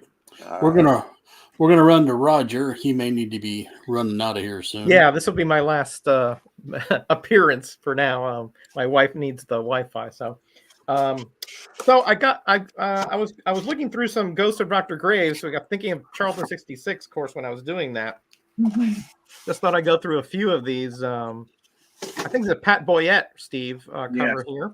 Yeah. Little mummy cover here Very nice. with the cult investigator. Here's another Pat Boyette. Oh, yeah. I don't have that one. That's a cool cover. That's pretty cool. Yeah, look, I like back here almost like a Yeah. engraved like Yeah. And some of these, they don't seem like it at first glance, but they're actually pretty depth like cover. Here's a little Ditko for you. Very cool. The reverse cane on that ghost or Yeah. Nice. And here's a very psychedelic looking cover Mm-hmm. with a green face and Great stuff. yeah, I really enjoy these anthologies from well, obviously you do too, Steve, but here's a Tom Sutton cover, looks like to me from the face there, Steve. It is. Yeah. Very good. And the guy, that poor guy down there. Mhm. Welcome home, darling. I don't think so. Here's Joe Staten cover here about this guy trying to warn everybody about the monster in the subway. Very cool. No one ever listens. No, they don't, right? And Steve, to me, this is the best Tom Sutton cover I've ever seen. It is absolutely spectacular. Yeah. Look That one. Yeah. Look at the face on that guy. Teddy bear one. Oh yeah, the teddy bear, right? And then you have the cultist back there. Yes. Wow. You have that skull, that shadow. Oh, yeah. Oh man, I just absolutely spectacular cover here by Sutton. Spectacular. And here's a nice little, like, almost cameo-like cover by Sanho Kim. Yes. Very cool. Very creepy-looking apparition back there. The Possessor. And then you have some of these where they just took an interior panel and took it on the cover, like that did go on. Here's Wayne Howard. Mm-hmm. Very cool. Then I'll end with these here. This is a kind of a weird egg here. Space Adventures presents UFO. It's like a year after Space Adventures ended. Yeah. This came out. I think this is a Mastriano cover. Mm-hmm. That's kind of a strange cover, It is, right? It's strange, like perspective, it too, right? Mm-hmm. And then here's another one shot from Charlton, Outer Space. Yeah. I think that's Pat Boyette too. It is. Very good. It is? Yep. Okay. Absolutely. Yeah. Really odd little figures there, but really cool little stories. And I'll end with this one. The 1985 kind of reboot of Charlton when they were on the outside, and they rebooted a couple of these mysterious travelers. Yeah, that's a scarce book too. I had a heck of a time finding the last 2 issues for this. Yeah, it's very scarce. A heck of a time, but it was worth it. They're really absolutely. Good.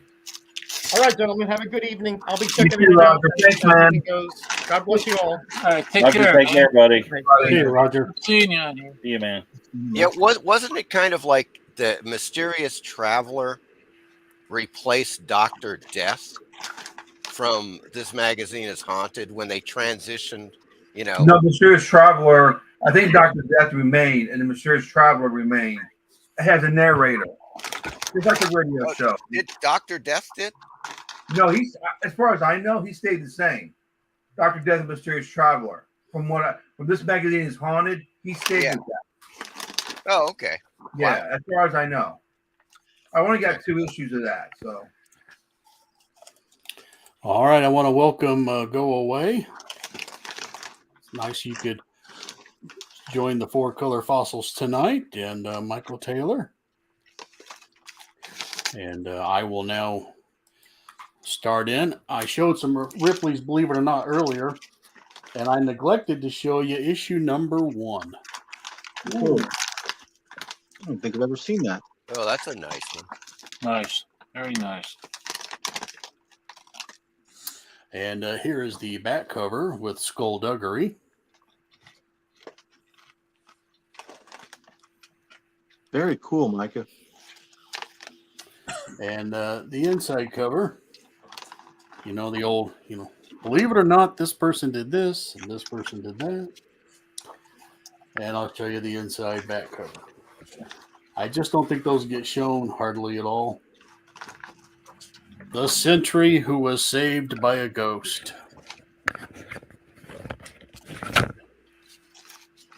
So anyway, number 1.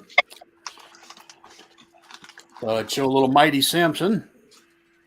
Oh, giant insect.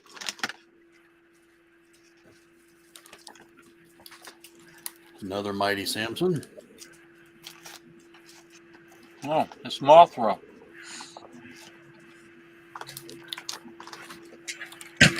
Little Magnus Robot Fighter.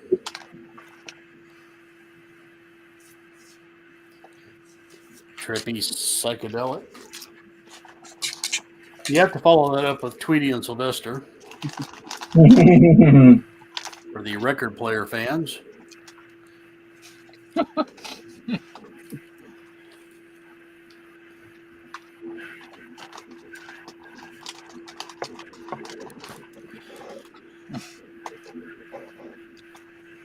This is great.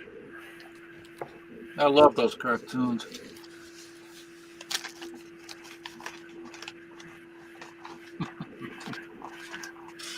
Oh, where the nest is, yeah.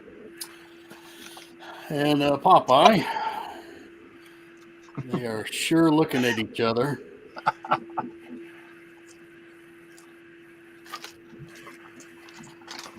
Now here's some unexpected.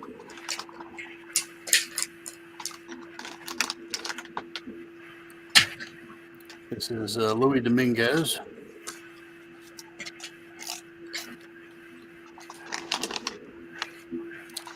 And this unexpected cover artist is Jack Sparling. They're wearing shorts. Still a good cover, though. Spooky.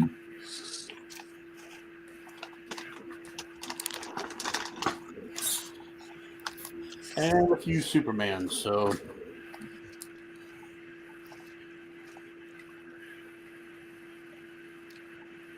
Ooh, mangled motorcycle. I like Salman Grundy. by the way, can you guys tell me what this number 9 in the corner is? In the 9th in the series of the bicentennial Okay. issues, I believe. Shannon, I think that's what he said. Shannon knows more than me about that, but I think it's that number for all the issues of the bicentennial book.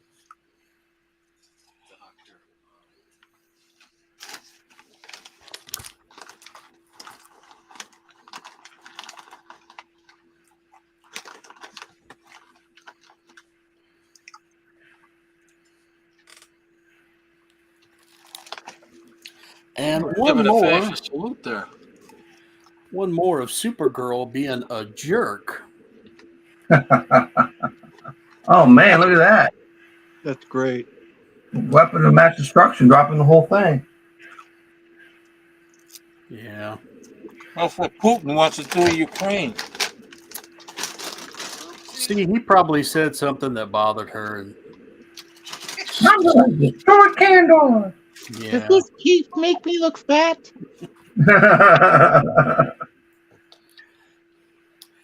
All right. Let's see. We're gonna go to Steve next. Steve All right, Revino. what's up, buddy? Hi. For Mike, this is what I've got. This magazine is haunted. This is Dr. Haunt. Yeah, you see, they changed Dr. Death to Dr. Yeah, and the mysterious They made traveler, it still remained in his book. Right, exactly. So they made Yeah. they just totally kind of changed. Got the rid of him. Death Correct. Character. Yes. Yeah. On the Halloween trail, we got a couple books here real quick. This is recommended for people who collect paperbacks of horror. Paperbacks from Hell, which is just Nice. a book about paperbacks, horror paperbacks, and they do it by genre, which is kind of cool. They do it Satan ones, creepy kids, when animals attack, real estate nightmares, weird science, gothic and romantic, inhumanoids, splatterpunk, serial killers, and super creepy. But you got all about the history of the paperback and the covers, and there's tons of stuff in here. But it's recommended for anyone who collects horror, likes horror, and in the paperback genre as well. Very cool. And this is a must-read every Halloween time. Got the Dark Horse Book of Horror. Looks some H.P. Lovecraft getting scared on the cover there. Mm-hmm. But it's just a bunch of different artists and writers telling spooky stories from Dark Horse. Got a bunch of people in here: Mike Mignola, Gary Gianni, Jill Thompson, Evan Dorkin, Sean Phillips, P. Craig Russell, Paul Chadwick, Kip Music, and others. But it's a cool book to have from Dark Horse. And I know people have seen these before, but I wanted to show them again because I was organizing Charlton's and they were under in the little box I had. Doomsday +1. Everyone knows there's some early John Byrne work. Classic cover on. Did he sign that? Is that signed? No, I didn't have him sign this one. I didn't have this issue when I met him. I had some FFs and a Silver Surfer. I only had 4 books signed. It looks like a signature on the top there. Am I looking at it wrong or what?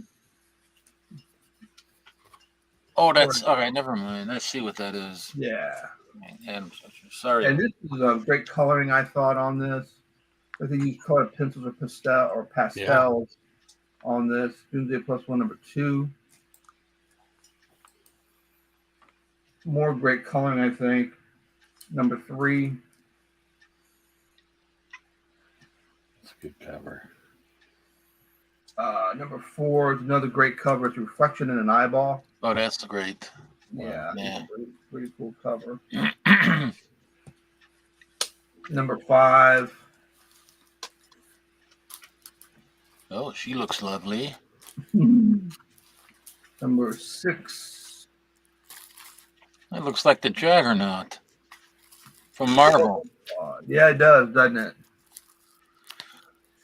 I don't have 7. I don't know where 7's at. I gotta locate that one or pick it up at the con. And number 8 and number 9, which is reprint. 8 and 9 were reprints, I do believe. And Fantagraphics release called the Doomsday Squad reprinted this stuff from Charlton in the 80s. Came out from Fantagraphics with new covers. It's called the Doomsday. Oh, that's cool. Look at that. So Byrne revisited the book and redid these covers.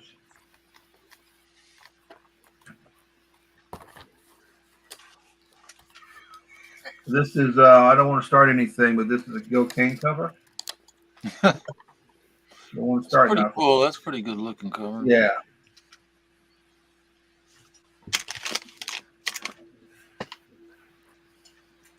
This looks like earlier John Byrne cover that they didn't use before, or I'm just misplacing it. I don't know. But that looks like his early work. That looks like anything that he did in the late 80s. This series came out. Another Gil Kane cover. Sorry, I don't want to start nothing. Which I think is a pretty cool cover. I don't want to start nothing. I don't want to start nothing, man. I'm just here for the comics. Comics. Okay. And the last one for this, and I'm done, is Doomsday Squad. Which I don't know why Byrne didn't do all these covers, but he did it. But it's a fun series. You can find these in the dollar bin if you can locate them, and they're worth having in the collection. That's it. Thanks, guys. Hey, very good. Steve, great stuff, buddy. Thank you. Yeah, that's great. Meyer, did you have anything else you wanted to show? Or Yeah, I've got some stuff. okay. And then we'll go to the captain. Oh, me again? Yeah.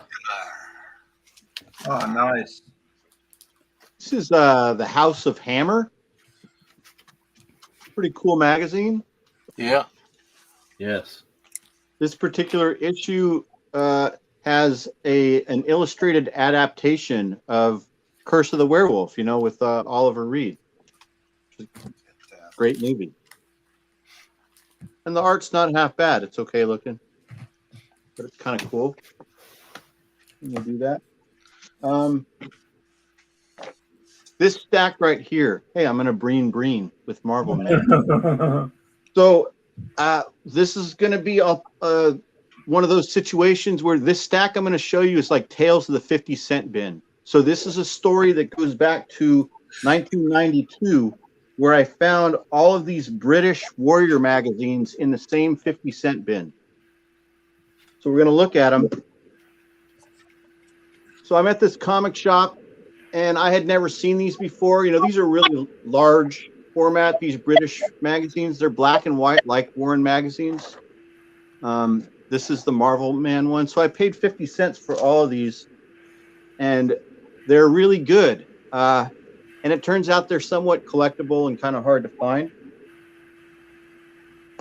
But this is the one that I didn't realize until years later that I had something. And so what I have here is the first issue, and it is autographed, or not autographed, it's the first episode of V for Vendetta is signed by Alan Moore in here.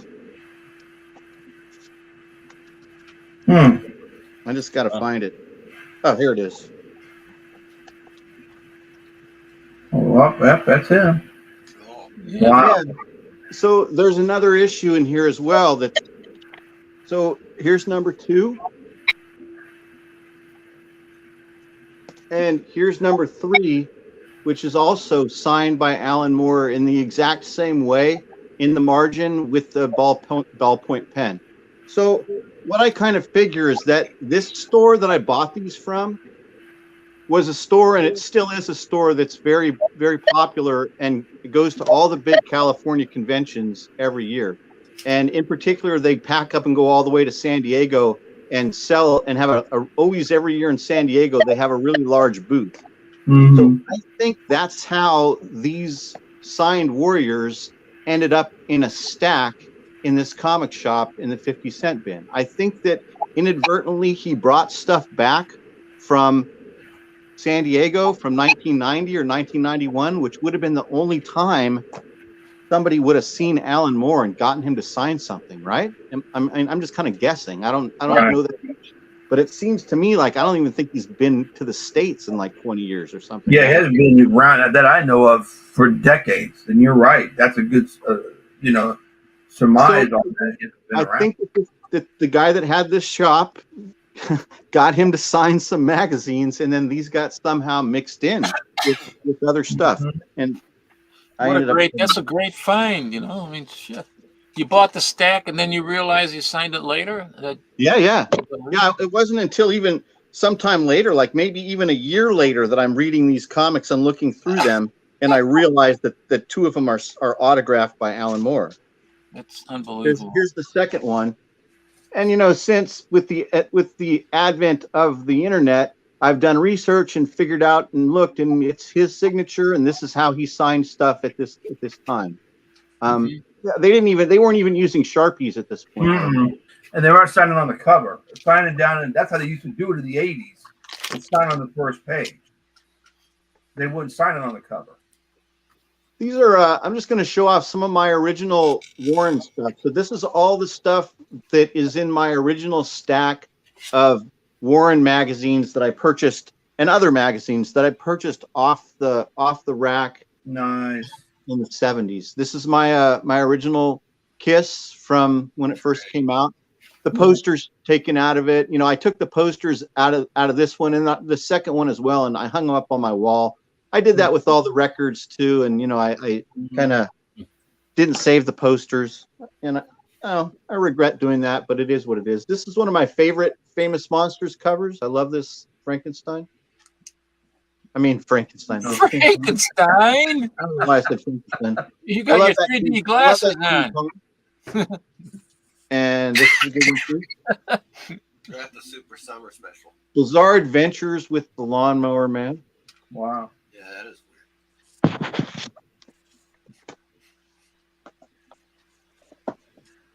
I'm gonna skip this stuff that I don't like, and here we go. So a couple years ago, Dennis Struck Tennis from Scary Monsters did this thing where he reproduced some classic monster magazines, like this one, Mad Monsters and Castle of Frankenstein #1. Oh yeah, that's a Ditko cover on that Mad Monsters. He painted the first time he painted a cover. That's a Ditko cover. Right there. Is it? Yes, I got the original one. You did that for? Didn't you do that for Warren? No, he did it for Charlton Mad Monsters. Oh, okay. This is remember this guy Fred Hembeck? Oh yeah, great guy.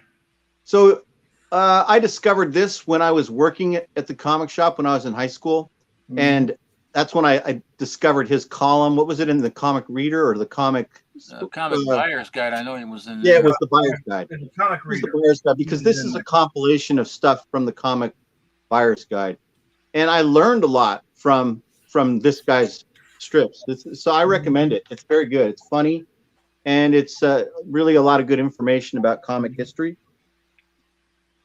And let's close it out with a little Farrah. Nice.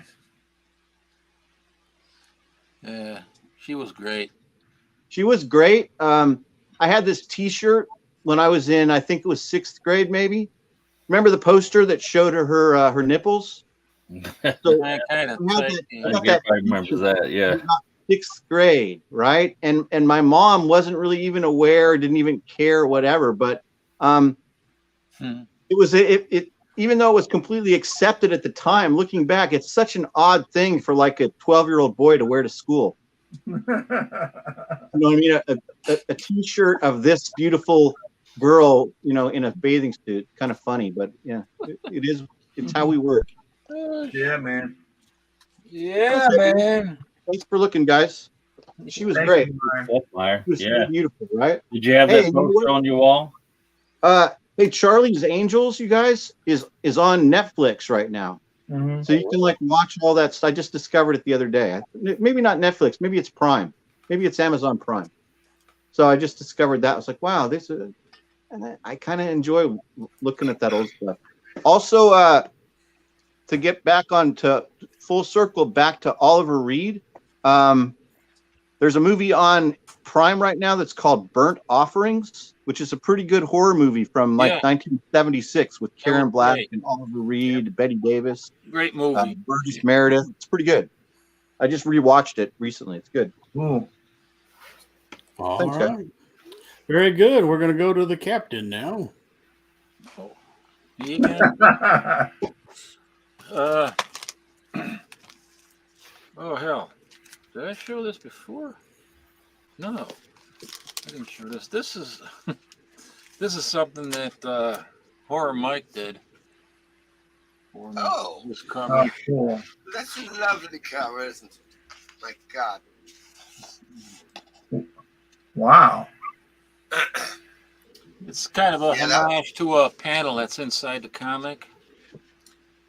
Yeah, I put a lot of spine stress on that sucker, doing a wraparound cover. Pretty nice stuff, man.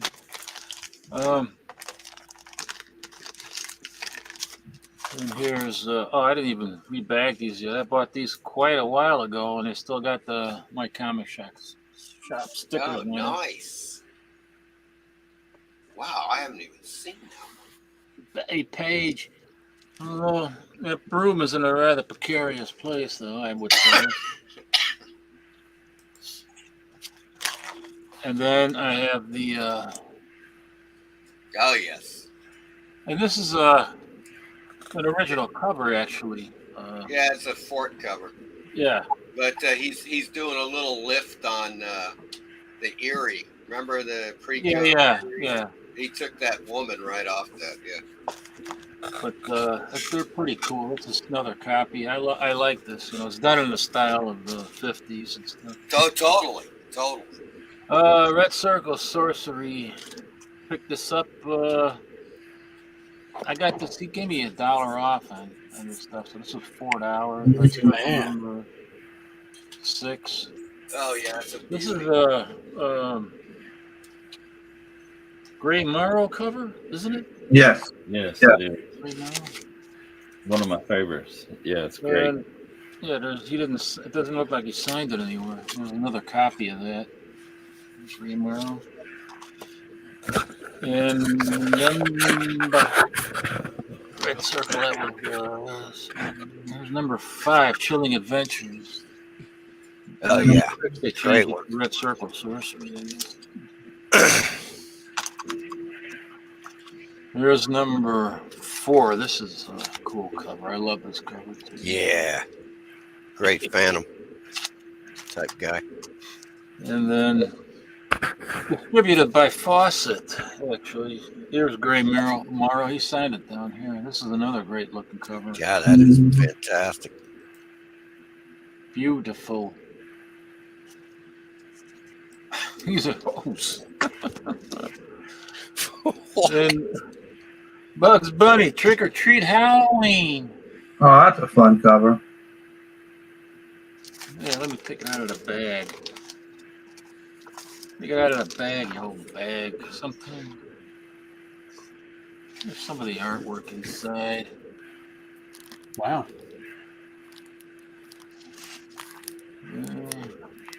Nice shape. Yeah, I love this stuff. And here's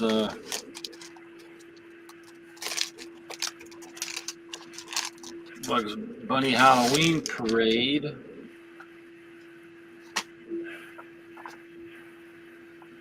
Oh, that's cool. Nice. Something gloss on that. Very cool. Yeah.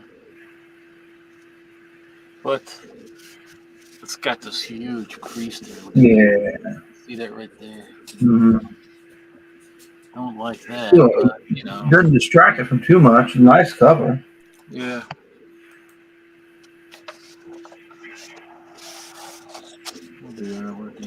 I love those They're dumb such fun books to read, man. You know? Yes. Mm-hmm. It feels like 1956 when you open one up and kind of start looking through it. Yeah.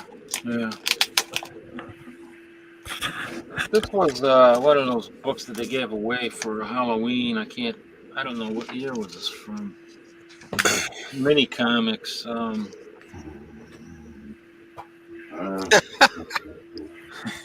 Three on a Straw. This is a Halloween version of 3 on a Straw.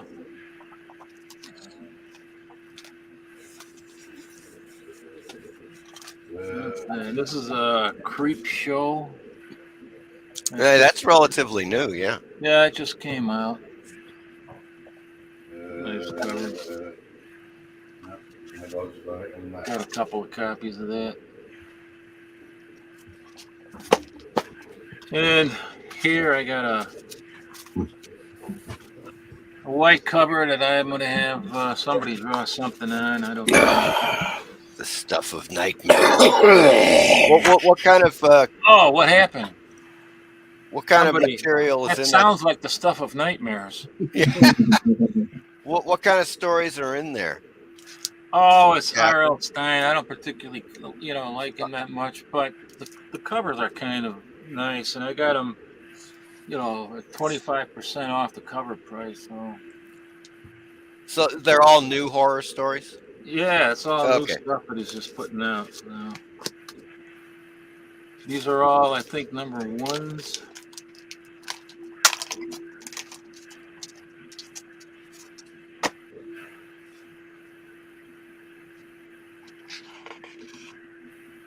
Boom Studios, September 2022. This number one. Oh, that's really nice. Yeah, Oh, freaking yeah. colors are great.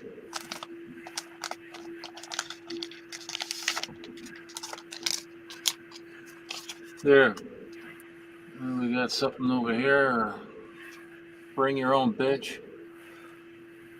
I mean, bring your own brain. Are you feeling okay? I think so. I don't know. Did I just show this? Francovilla. Ah, yeah, it's the Francovilla, yeah. Well, he does some swell covers. This one is kind of weird, man. I kind of like it. Stuff in Nightmares. And another. This is cool. Yeah, that's really cool, man. That's Francovilla too? I'm not sure. I don't think that it is. Oh, okay. No, it's not. It's somebody else, but I can't make out the name there. Yeah, yeah. Oh, wow. I don't know. Good question. And then, Joker 68, my buddy Kurt, he's sending me all the Sergeant Rock comics. This is number one. The Army of the Dead, Sergeant Rock versus the Army of the Dead. That's just coming out. The go-go checks are getting to the captain. Yeah, I think so. And there's a variant version of that. Wow, nice. Looks like a little bit of a Kubert lift. Yeah, kind of. I got some of this, and I got a little bit of that. Oh no. I think I showed. No, the last time I showed this, I forgot who I showed it on. I think on Gratu's channel. This was it had a spine roll, and I took the spine roll out. How'd you do that? I used a steam iron.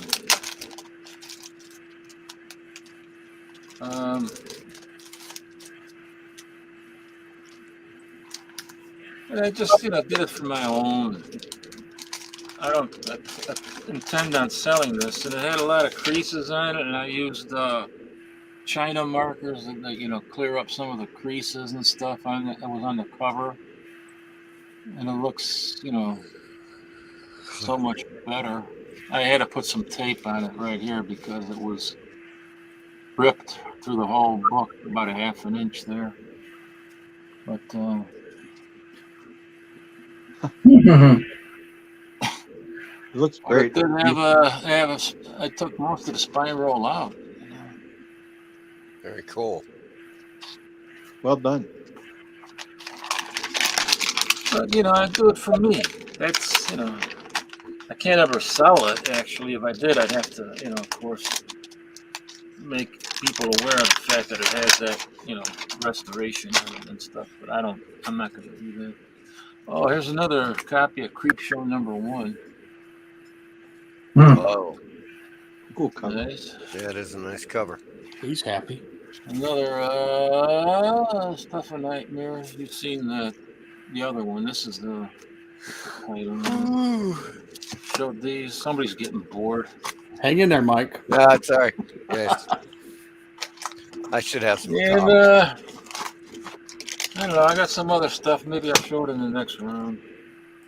All right. Unless We were gonna go to Grau too, but we better go to Mike because he is falling asleep. No, that's all right. You can go to Grotto. you're just bored of the stuff I showed. That's all. fine. We can keep the order if you want. Oh no, you're on. Okay. Yeah, I got a. All right. Well, if You you gotta go, insist. Captain. No, I don't have to go, but I got a cut out just for a few seconds here. Okay, go ahead. Okay. Here you go. Stop. Comic book marketplace. Oh yes, and you may recognize that horrific number 1 right there, a pre-code gem, and I believe it's Iger Shop, the artist. But they had some really insane covers. Yeah, Don Heck really knocked it out of the park on those. Yeah, yes. As a matter of fact, he's in here. They do. The great thing about this is that they go through. They have a fantastic, full color gallery. Now, this is Lee Elias, of course, Right. Harvey, with Tomb of Terror and Black Hat. Both of these are extremely expensive in good condition. They're some of the most popular Harvey titles, and for good reason. They're just fantastic, you know. And they've got, yeah, here we go. Moving on to, hey, what the heck? Yeah, there you Don go. Heck. Yep. And you got Don Heck. Yeah, there he is in all of his glory. Now, what's really interesting is they go on. There's a few Chamber of Chills, which are really cool. But then they move on to, oh well, it's one of my favorites of all time in the pre-code era, the Weird Mysteries. Mm-hmm. And both of these covers are by Bernard Bailey, Right. who co-created The Spectre in 1940. And he went on to do some of the most iconic pre-code horror covers of all time. Once again, these issues, the original issues, in great shape, are well into the thousands. Oh yeah. Let's just put it that way. Yep. You know, they're highly sought after. The one here, this is Weird Mysteries number 4. I think I told this story before. When I was doing my documentary, I went to New York to Metropolis Collectibles, and Vincent Zerzolo, who I interviewed, has got the original artwork hanging in his office, and he talks about it in the documentary. He talks about this particular issue, and it's just one of those insane covers that Bailey was well known for back in the day. Now, of course, they go on to Weird Mystery, and there's that Wrightson. And this is probably about as close to that Wrightson cover as I'm ever going to get, unless I find a steal for that issue. But it is fantastic. And, of course, another great, I think that's a Michael Kaluta cover right there. And they ended out with another great Wrightson cover for Weird Mystery Tales. Just really cool stuff on that. So that is the comic book marketplace. Now, this is, of course, Alter Ego. You guys are well aware of the great Alter Ego. And this one is all about quality comics, right? Quality time. And so they cover, of course, Plastic Man, Doll Man, and a host of pre-code horror comics and so forth. But the flip side, check out that cover, a Doll Man cover. Now, can you guess the artist?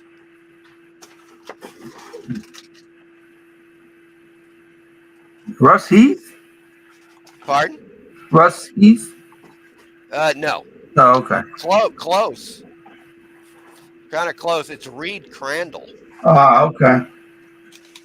And it is just a spectacular horror cover for Doll Man. I just love that. And so, of course, in this issue, they get all into the. There's a ton of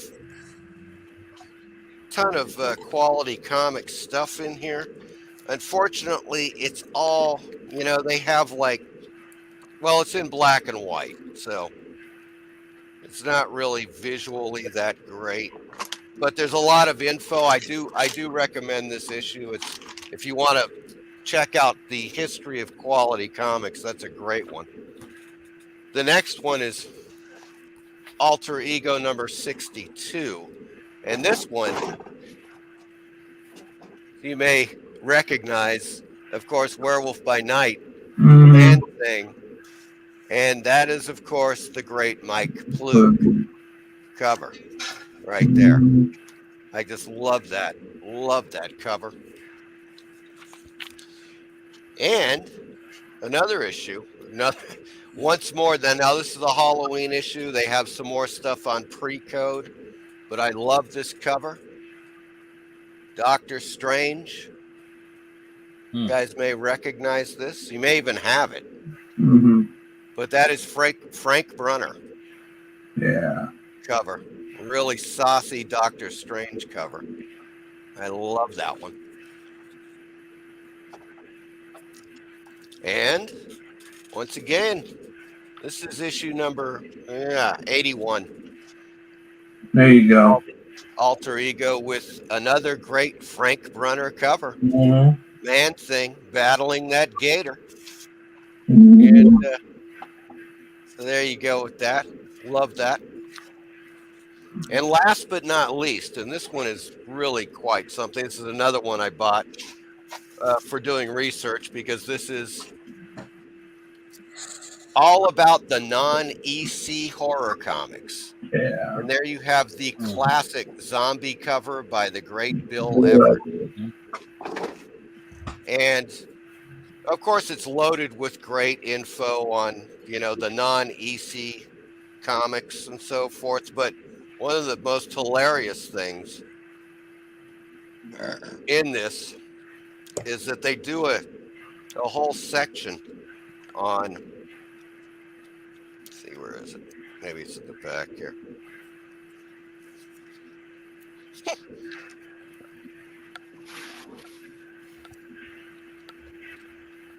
Where is it? I was just looking at it. All right, here we go. Yes, this is pretty damn funny. The Hand of Doom. And so, as it says there, it says, a gripping interview with the two-fisted model for numerous comic book covers. And of course, it's got all of these great comic book covers featuring giant hands, right? And they actually interview the Hand. That's cool. So he's talking about his appearance in various comic books. That's cool. Which is pretty hilarious.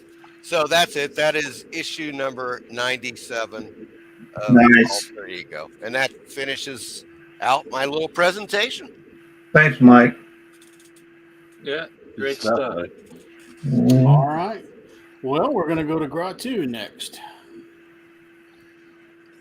I was admiring this 1960s cracked article as the trend towards violence increases.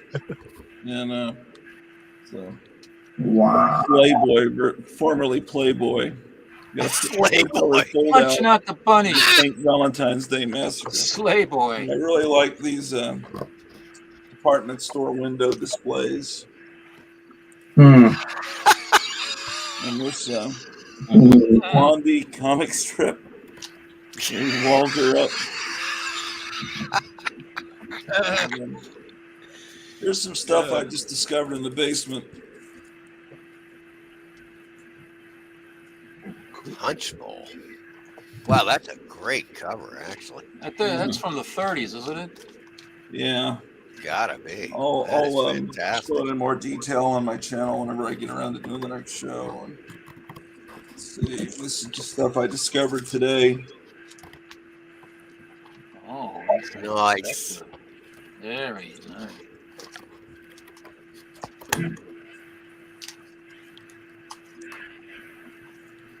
This I forget the name of this burlesque star, but I like the Wow, Lily Munster Oh, kind of white streaks in her hair. man, that's some really nice art there. I mean, wow, Yeah. that's suitable for framing. Oh yeah. And I keep finding that I have a whole stack of flying aces. I showed a few last time. Yeah, it's on some beautiful, show I man. did, but That's great. I don't remember buying them, and I don't know where I bought them. But Well, that's because you stole them. That's why you don't remember buying them. well, it great was cover. either at it might have been an antique mall. Wow, those are so cool, man. Yeah.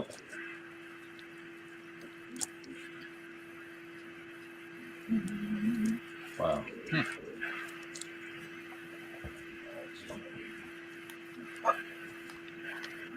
I bought Yeah, these. Michael I Taylor, thought they he were the can right get those size for cheap. treasury editions, but they weren't. So I later had to get some other bags and boards for treasury editions, but these work for these.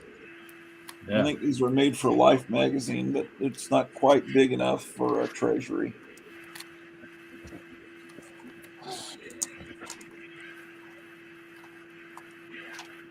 Man, yeah. They look to be in pretty good shape too. Yeah. And then here's a confidential ripoff. Top secret.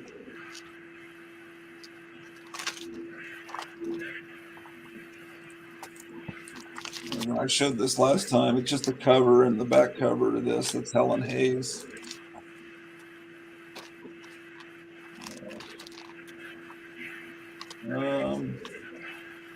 I guess I'll show these because I don't know if everyone watches my channel or not. Probably not. Wow.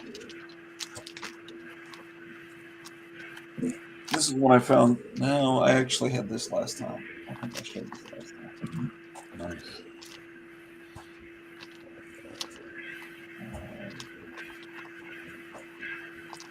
Here's an actual pulp. Cool. Yeah.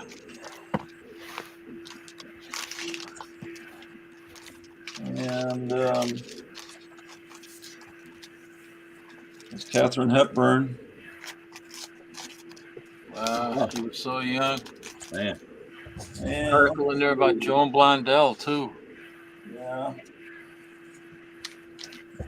And we'll get some Eric Greening done in. Just Yeah. we're in the box right next to Those me. things are so great, and I can't get my hand on anything like that because it's always so expensive. You're gonna find these in better shape than you are Foom, because Foom was mailed to you without an envelope. Yeah. So if you're That's how I got mine mailed to me. and those I bought at Lone Star Comics. I guess I don't know. I assume that DC mailed them to people. I don't know if they sent them in an envelope, but those were at Lone Star Comics back in the 70s. Looks like Eric Green fell asleep. No, I'm here. Oh. And Eric can keep on working on what he's working on because we're going to go to Jambo and then Eric. So I should probably click Jambo's picture.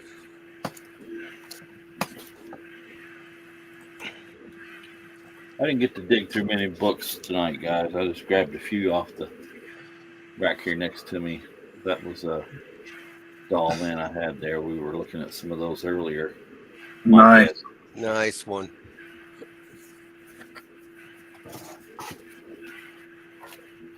I had a couple pulps. Yeah, cool. Love pulps, man. Can't wait to go to the St. Germain flea market. Fantastic. That is fantastic. That might even be a Finlay cover. He did a lot of those for Fantastic. Yeah. I didn't write it on there. It's from 49, Volume 3, Number 2. Mm. A nice old big shot. Oh, I love it, man. Skyman, one of my faves. Yeah. Very Man. cool. What year is that, Jambo? 1941. Yeah. 1941. 41. Wow. Yeah. Holy shit. Skyman's awesome.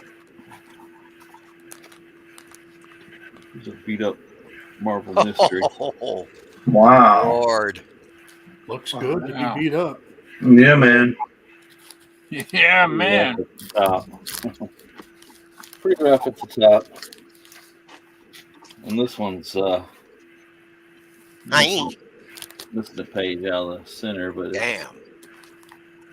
nice. Wow. Beautiful. Beauty. That's a beauty. Beautiful, man.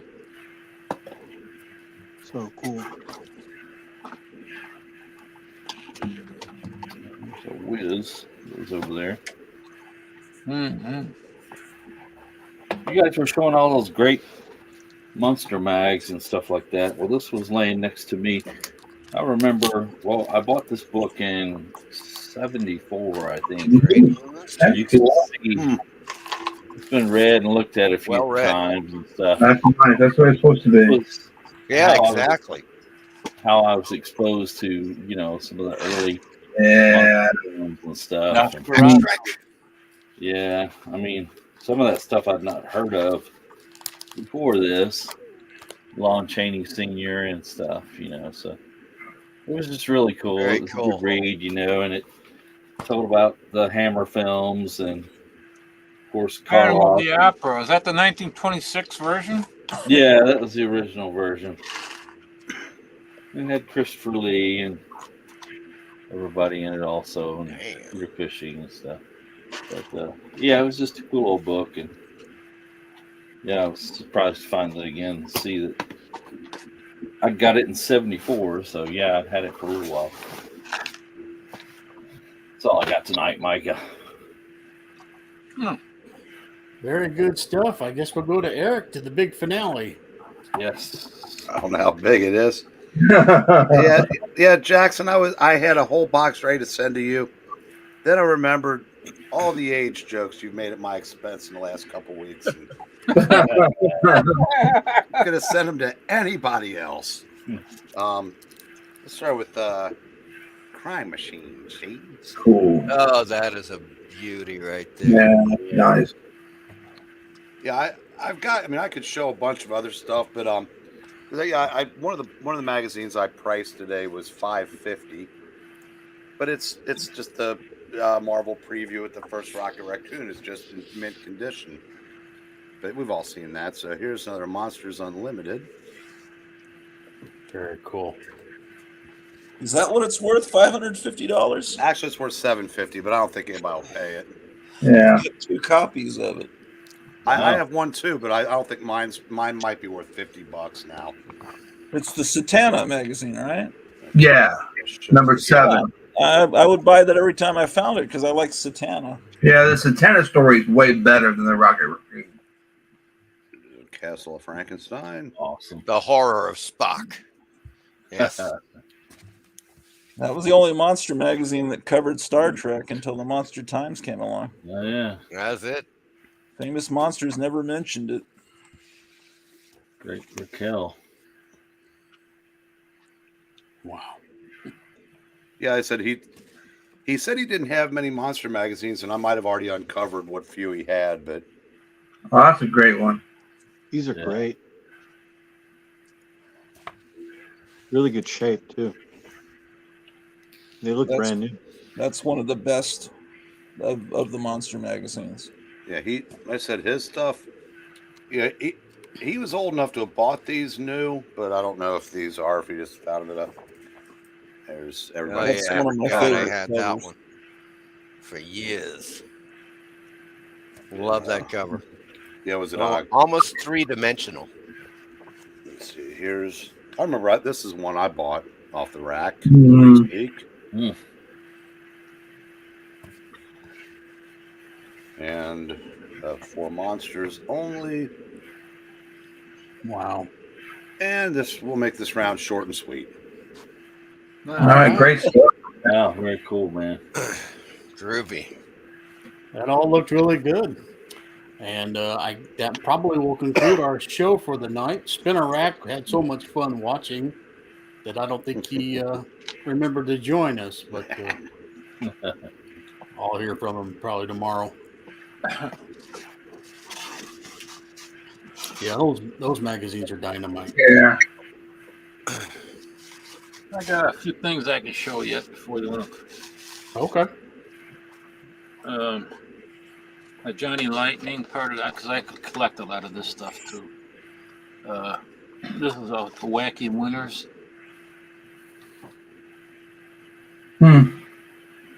Oh, that's cool. Can't get the focus on here. Oh yeah. Will not focus. There. Bad medicine. I don't think that these had anything to do with Wacky Races, but I do have a couple of them in here that are wacky. Here's one. This is the Dick Dastardly.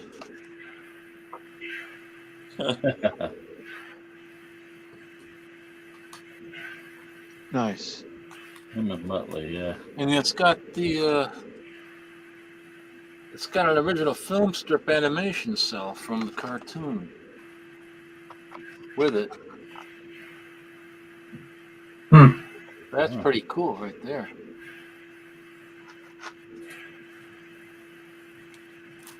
Damn thing won't focus. That's it.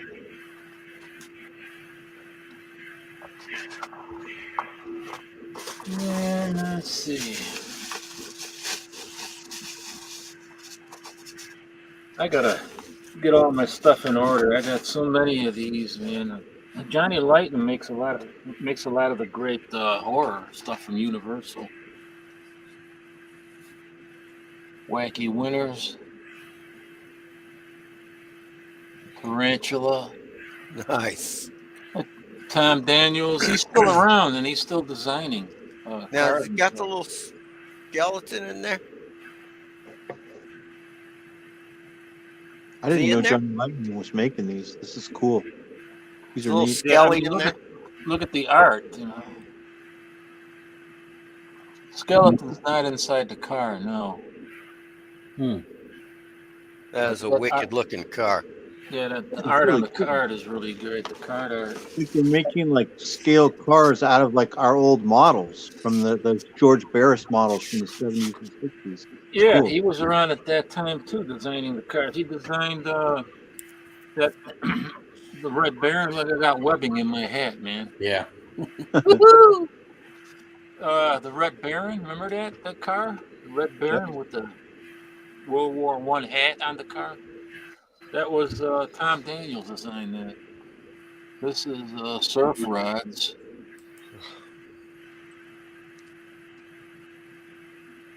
Bahama Mamas. It's got on the back a little history about where they all went to surf and stuff like that.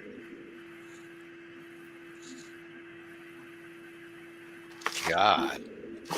And oh yeah, I forgot this. This is Wacky Races. The card is not in that greatest shape anymore, but this is Penelope Pit Stops little vehicle. And again, it has the animation cell.